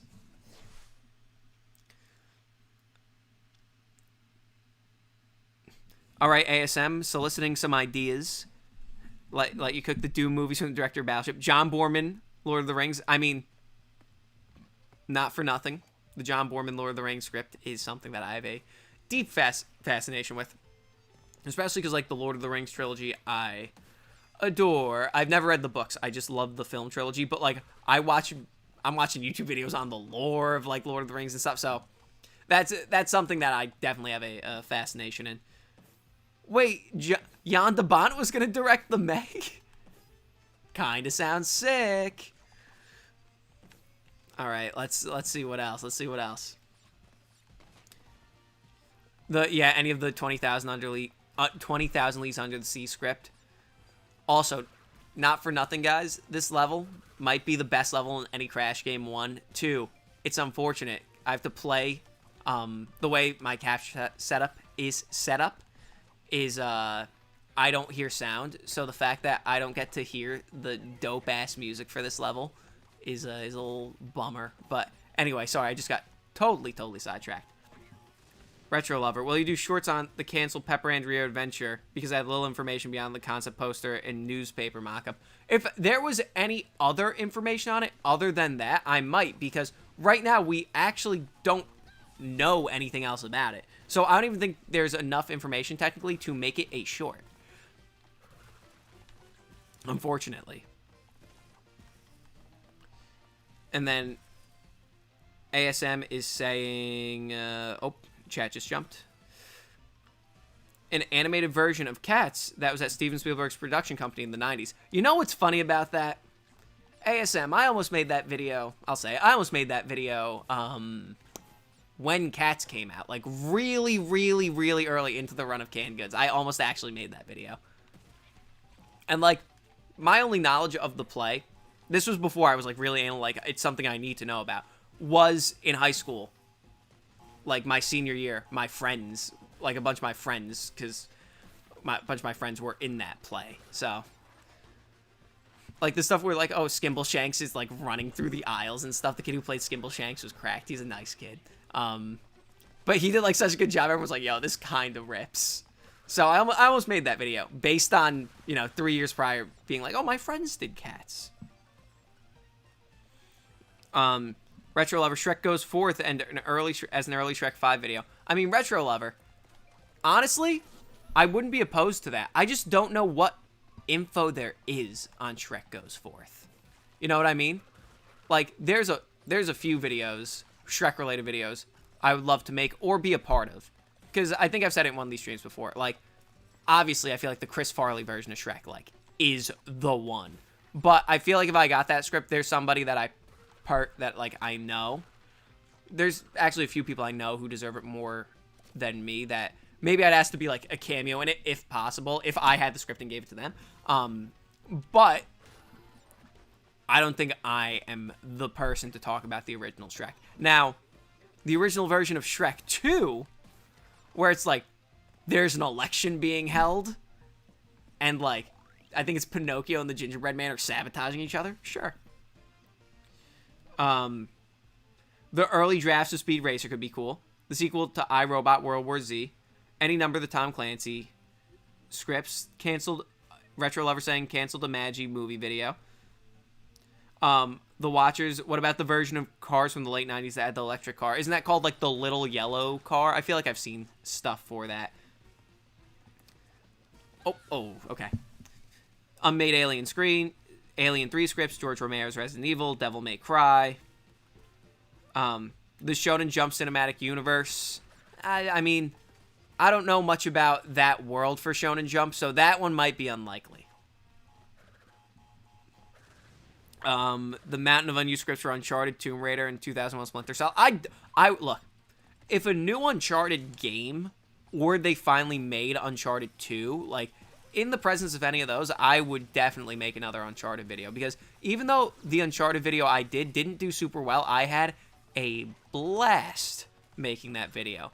Is it because part of it involved me playing Drake's Fortune again? Probably. But stuff like that, I really, really, really dig. Look, it's so, I think I've said it on these streams before. Like, it's so wild that whatever franchise Naughty Dog is making at the time winds up becoming my favorite franchise, like, for that generation, where it's like, oh yeah, Crash Bandicoot, oh yeah, Jak and Daxter, oh yeah, Uncharted, oh yeah, The Last of Us, and it's just like, banger, banger, banger, banger, banger. And look, I know there are people in this chat who don't agree. Last of Us Part 2, fucking masterpiece. The show, on the other hand, for Season 2, big, big, big letdown. But, now that tangent's aside, ASM, you keep going with video ideas. Retro Love, Ralph Bakshi's Return of the King. ASM, Godfather stuff. I see you out here. James Gunn Scooby-Doo 3 video. I feel like that video would be a short because I feel like there's enough information out there to do that. That could be fun. ASM, back to video ideas. Have I heard of Sir Billy? I have not. Fantastic Voyage remake. Forbidden Planet remake. Wait. Also, I just gotta say, I misread ASM where you're saying back to video ideas. I thought you said Back to the Future, and I was like, ooh, that just sparked something in my brain. I would love to make, if possible, a Back to the Future video. That's one of the videos where I'm like, I don't know. It's similar to Tron Ascension, actually. Like, I don't even know how well a video like that would do. A lot of the videos, believe me, that you're like, oh, yeah, I can't believe he didn't make X, Y, or Z. It's probably a video I thought of, but it's a video that I'm like, I don't know how well it would do. And I get a little skittish about those, where I'm like, am I going to spend all this time making it just for a few people to watch it, you know? Which, I mean, is a shitty way to be, but that's how YouTube rewires your brain. Let's see, Fantastic Voyage, Forbidden Planet, the Dante cut of Looney Tunes back in action. Pirates of the Caribbean 5, look, if I had access to Pirates of the Caribbean 5, yeah. The Lego Super Friends movie, okay. Gamer Opinion, I've always said that this channel needs more views. You make really insightful videos about the strangest canceled movies. Oh, thank you, Gamer Opinion. Would I consider doing a Canned Goods episode based on video games? So, Gamer Opinion, I haven't seen your name around here. So, it's funny that you say that. Every single stream, that question comes up. And basically the answer I give is, if I did, it wouldn't be Canned Goods. It would be a show called Kill Screen. I've actually given this thought. It'd be a show called Kill Screen. But my big stance, at least at this point on it, is basically, I feel like a lot of the appeal of Canned Goods is like me doing the silly animations, you know, like puppeting like the PNGs, like the pictures of Woody and Buzz around, or doing like that with superheroes, or laying in a Venom costume on my bed. And I feel like for a canceled video game, you'd want to see footage of the video game as opposed to me being like, oh, here's like an artistic rendition of it. So I feel like it's a different muscle, and I feel like there are so many people who do it so well. Like, watch like a Did You Know Gaming video, or like specifically like the work Liam Robertson does. Like his video on the canceled Crash Bandicoot 5 that I talked about a little earlier in the stream, where it's like, oh, it was going to be at Madame Amberley's evil school, and you were going to go into the villains' heads. Like, that might be the best YouTube video I've ever seen in my life. And it's because he has the connections, he has the concept art, like, he has everything to make those videos worthwhile. And I don't know if I'd be able to do that.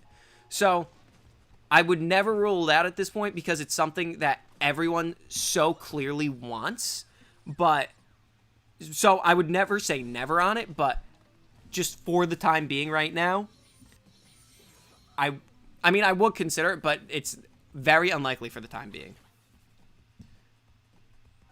ASM, the unused spec strip from Jonathan Hensley that became Die Hard with a Vengeance. Shrek 2 Election Years, Logan's Run remake. Ryan Keefe, the X-Men Fanforstic shared universe would make a good video. I mean, look, Ryan, if I had access to that Civil War script in a second. I mean, I'd also, I do really want to make the Gambit video at some point. I don't know when I would. I really wanted to when Deadpool and Wolverine came out because I felt it. I felt it in my bones that Channing Tatum was going to be in that movie. I think I might have said it on streams where I'm like, no, you don't understand. He was in Free Guy. It's the same director. Like, I felt it in my bones and I just didn't have the time to make the video, which is so unfortunate. But I would love to make that video at some point. That's what I want to do. Retro Lover, Ninja Turtles, The Next Mutation, or the 4th film. Oh, there's a bunch of Beverly Hills Cop scripts. Okay. Gamer Opinion, do you think it's hard to think of a video idea when so many people have talked about it already? I always feel like you've got to put your own spin on it and make it your own. I mean, honestly, Gamer Opinion, what actually, before I answer that, is there anything specific, like, when you're saying, do you think it's hard to think of a video idea when so many people have talked about it already? Like, in the conception of Kill Screen, yeah. Because I feel like the easy answer would be to be like, here's an artistic like I said, here's an artistic rendition of a video game, of what this game would have looked like. But I feel like that only goes so far. Because, like, I think about it, like, when I'm watching a video like that, I want to see what the game looked like, so this sounds like a weird way to put it. I want to know exactly why I should be upset that it's like, oh, we're not getting this? That's such a bummer. So the gameplay, showing gameplay is the way to do that, as opposed to me being like, yes, let me puppet around a Crash Bandicoot picture of him jumping on crates. Like, that's funny for like 1 or 2 seconds, but like, if the option exists to have the, you know, video game footage, it would be that 100%. ASM, the scrapped Star Trek show, Star Trek Phase 2. See, actually, I'm not a huge Star Trek guy. I like the Kelvin movies. I'm not super familiar. Like, I've seen them, like, once or twice. Of, like, Star Trek 1, Star Trek 2, and I think 3. And then there's the one with the whales, which I think is 6. Like, I'm not super deep in the Star Trek lore. So that would be something I would consider if I... Like, Star Trek is a franchise that I could see myself becoming a fan of at some point in the future. And then being like, yeah, I'd make a video about that. But at the moment, no. Let's see. Philip, do I have a Christmas video planned? Yes. Technically, it's... I mean, I think I mentioned it. I think I might have actually shown a clip from it, if I remember right, on the Christmas stream last year. That last year I was like, there was a Christmas video I was doing. I wasn't super happy with it, so I scrapped it. That video is revived. I don't want to say what it is just in case. But it's basically 5 small canned goods episodes in one talking about Christmas, like canceled Christmas movies. Retro Lovers talking about the canon Spider-Man films from the 80s. So, the funny thing about that, Retro Lover, that specific script, is that's one of the first episodes of Canned Goods that I almost ever made. So, back in the early days, when I was, like, writing a bunch of the scripts, there were 2 scripts I wrote really early on. One of them became... Like, this is in the era when I was, like, vamping around with, like, the Cats video that I mentioned before. But one of them became the Toy Story 2 video, which... historically that we see the road that led down, which was nice. And then the other one was the Canon Pictures Spider-Man 1985 movie. And that video came very close to being made a few times, but like when there were options for other Spider-Man things, I was like, you know, you only have like one chance to like do the videos like that. where, like, the Spider-Man 85 script, that first draft, I think is so good that, like, if it came out, it would have been like a Batman 1989 style, like, Spider-Mania, the same way there was Batmania. So I'm like, okay, I want to wait until it's the right time to do that script justice. Like, it was in 2019. Then, I mean, in 2021, I revived it and wrote the entire video again to fit more with canned goods. Like, in 2021, like, in that style of those videos. Like, once canned goods started, like, forming where it's like, oh, it's motion graphics and all that, like, extra fun stuff. So that video has been written for years, a few times over. Actually, like, I was going to do it between, there was a brief stint where I thought I was going to have the bandwidth to do it right before the Venom video, like the Venom 1997 video. But it was simply a matter of not having enough time to get it done and also having the Venom video done. So, yeah, that video is actually decently likely. Oh, look at Ripperoo in the background there, my boy. But yeah. Retro Lover, cut content Spider-Verse video. I mean, Spider-Verse, maybe. Jack 4? I mean, are you talking about the Naughty Dog Jack 4? Oh, Jack's 4. I mean, Retro Lover, is that what you're talking about, like Jack and Daxter? The Watcher, are there any non-Circle 7 Pixar things you... The Watcher, I would do literally any Pixar thing. Like, it's not just like, oh, I'm only fascinated in Circle 7. The only reason that I'm like, let me talk about Circle 7 now is because, one, I think it's super fascinating, but two, I'm like, I just want to be able to say that, like, us as a community, we were able to basically paint the full picture of what Circle 7 was, you know? So I want to kind of get those all squared away first before I move on to other Pixar stuff.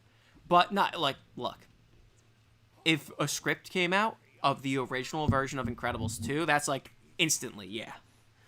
So, the early version of Ratatouille, sure, yeah, awesome. Like, big love for that, so. Retro Lover is asking what my, where is it? My lost media holy grail is. You know, I actually don't know, Retro Lover, because I really, actually, I'm not sure if it counts, and I guess it's thematically appropriate. It might be Crash Bandicoot Landed. Like, if there's some sort of playable, even if it's broken, some playable version of the Crash Bandicoot reboot that was supposed to happen in 2010, Crash Landed. Like, the console version. Because right now we just have screenshots and, like, test footage. I'm not sure if that even counts, but if it does count, it might be Crash Landed. That's long been a fascination of mine. And, I mean, if movie scripts count, even more than Spider-Man 4. Spider-Man 4 is a video I'd love to make just because the personal connection I have with it. But, I mean, it's the Ben Affleck Batman script. I don't even know how to put into words how generational I think that movie would have been. Because, like, Ben Affleck loves Batman the way I love Crash Bandicoot. And, like, a script he's overseeing where Deathstroke's the villain, and apparently it was, like, in Arkham Asylum, and it was going to have all the Batman villains. It would have been absolute bedlam. So that might be it. Let's see. Escape from New York, Dirty Harry, Scarface, Ralph Bakshi's Fire and Ice. I actually don't know what Fire and Ice is. Oh, the Roger Rabbit sequel scripts. Oh, look, I've looked at the Roger Rabbit sequel scripts. That's a frequent request. Spy vs. Spy. Lion King franchise, King of the Jungle, first year ideas for Lion King 3. Retro Lover saying, I felt that No Way Home and Deadpool and Wolverine felt 1 year too soon because it felt like an anniversary movie. Maybe, but I mean, I thought you were going to say that No Way Home and Deadpool and Wolverine felt a little underwhelming, which I don't necessarily agree with. I mean, I think No Way Home is awesome. I do think Deadpool and Wolverine was I liked it a lot. Obviously, there's a stream I came out where I'm like, it was great. But I won't lie saying in retrospect that I was very whelmed. Not overwhelmed, not underwhelmed, whelmed. I was very satisfied, but I was very whelmed at the same time. Like, I love Multiverse of Madness. I feel how people probably felt after Multiverse of Madness, where they're like, why wasn't there X, Y, and Z in it? I love Multiverse of Madness because they didn't go gratuitous on the cameos. I love it for the reason people don't like it. So, yeah. ASM saying, scrap James Bond scripts. JB, can you get your hands on the Avengers Kang Dynasty script? So, JB, if I can get my hands on... See, this is twofold, this question. If I can get my can I get my hands on the Kang Dynasty script? The second part is, can it be verified that it's actually real? Because I have read a Kang Dynasty script. I am not sure if it's real. For reasons that I won't get into here. But let me just say, if the one Jesus Christ.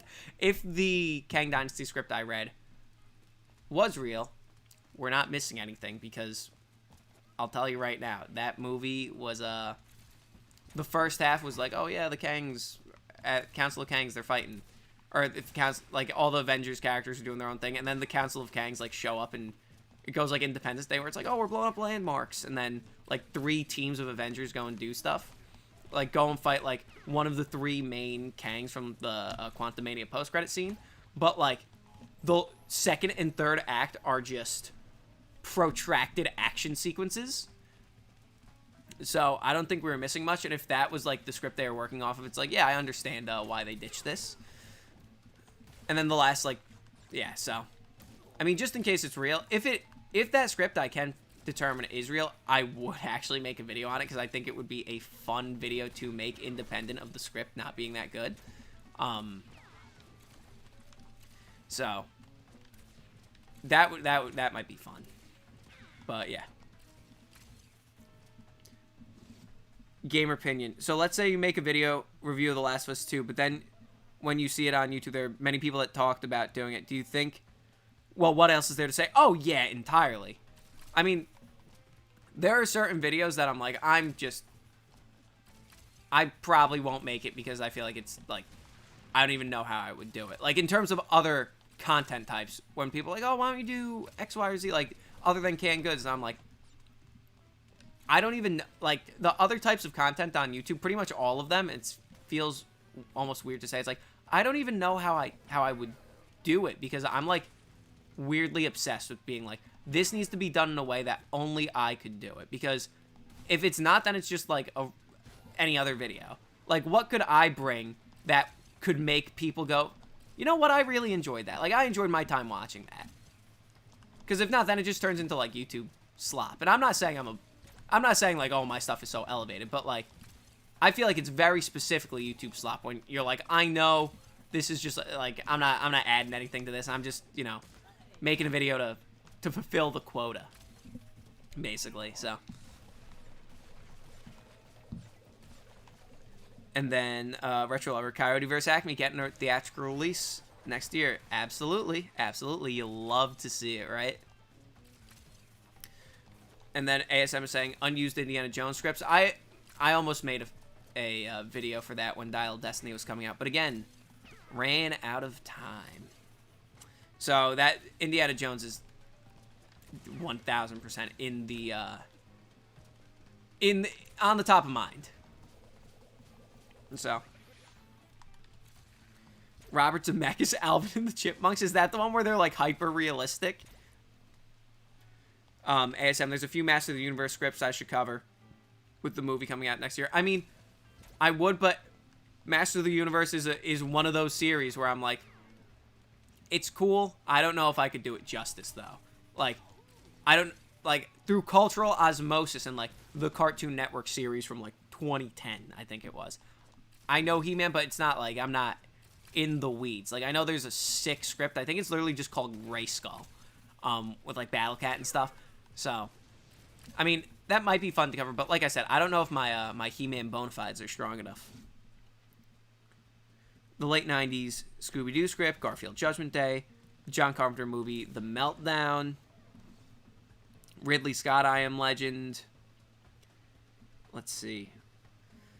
Live-action Paramount Jetson movies from the 80s.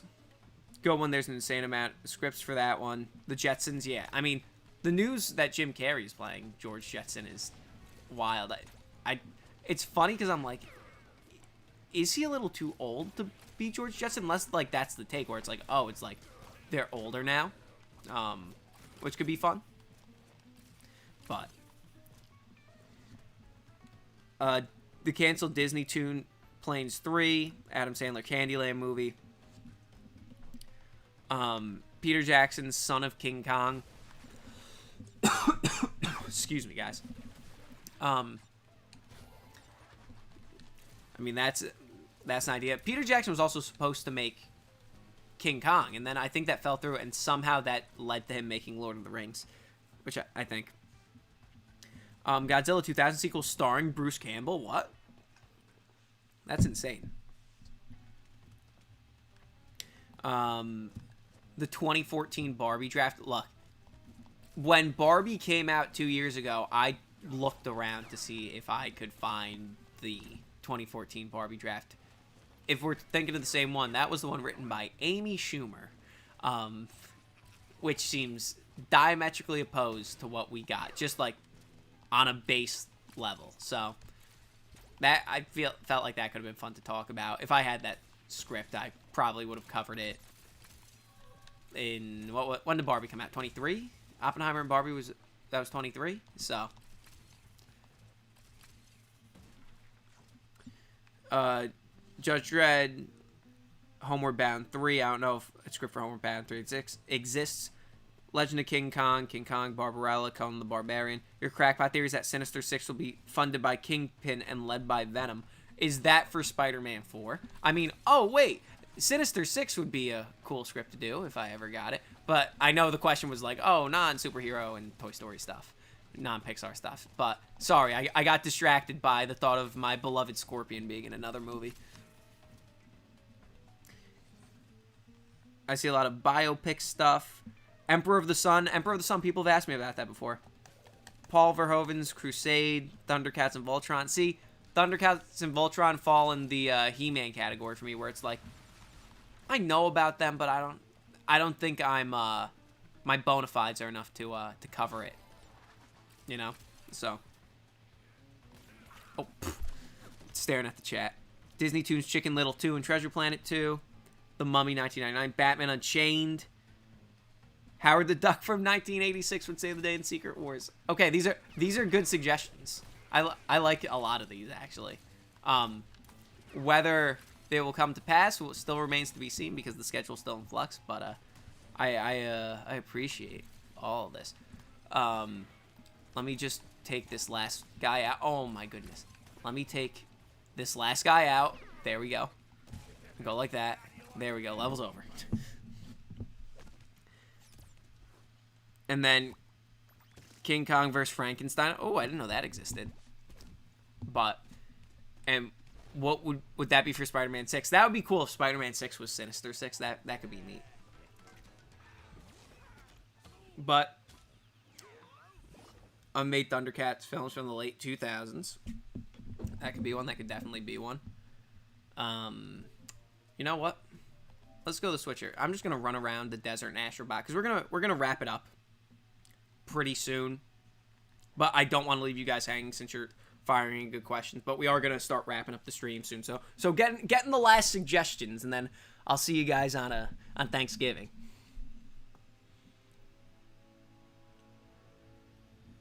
Then unmade Thundercats film for the late 2000s. Imagi TMNT sequels. Planes and Metro, yes or no? I mean, Planes is like right on the cusp for me personally, because I'm like, okay, that's kind of Pixar, but it's kind of not. And like planes, I never had any attachment to planes as a franchise the way I actually do for cars. So I'm not sure.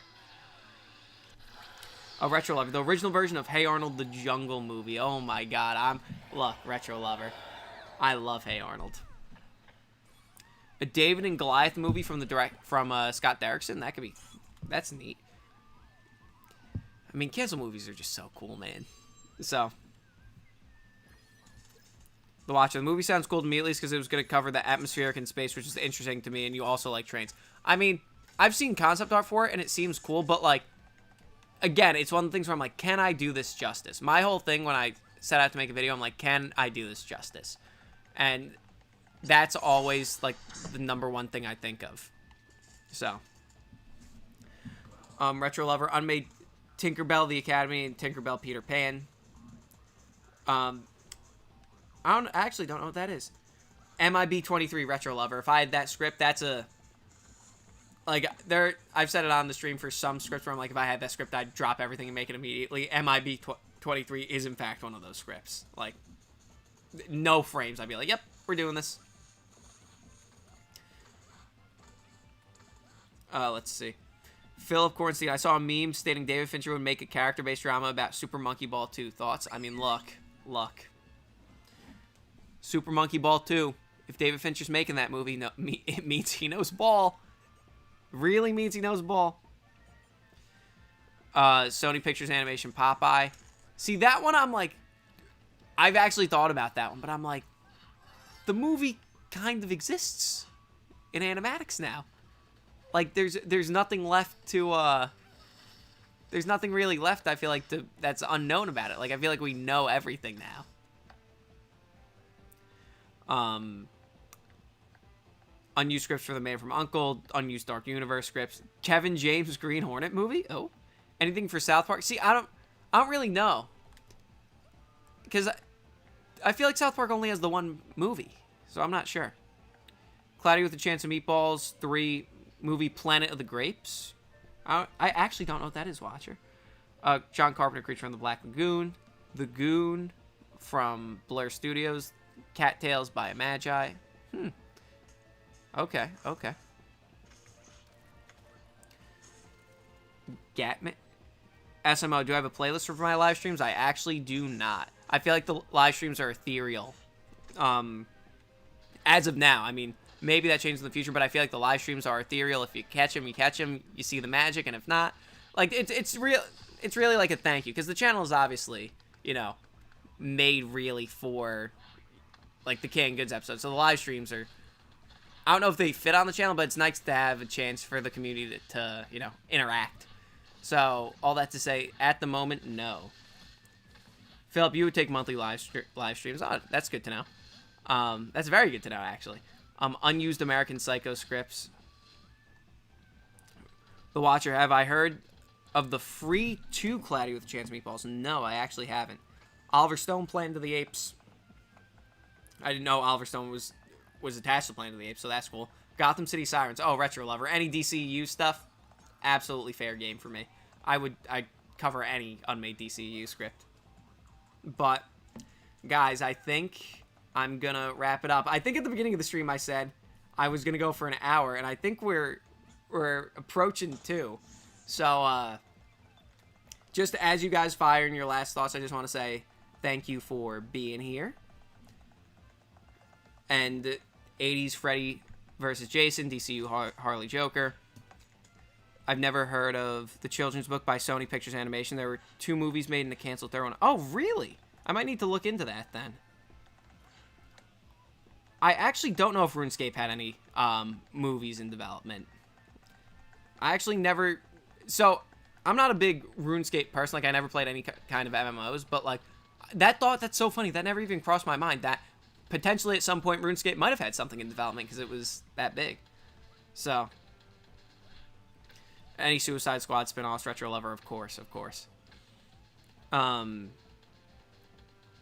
then Oliver Stone was executive producing Planet of the Apes. The guy behind Mad Max 2 and 3 was writing and directing. The director of Patriot Games was directing. Oh, okay.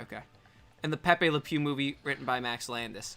I mean, City of Lights is an interesting read. So, but yeah, guys, I'm gonna wrap it up with that. thank you again for being here, and we're going to call it a night. Take care, guys.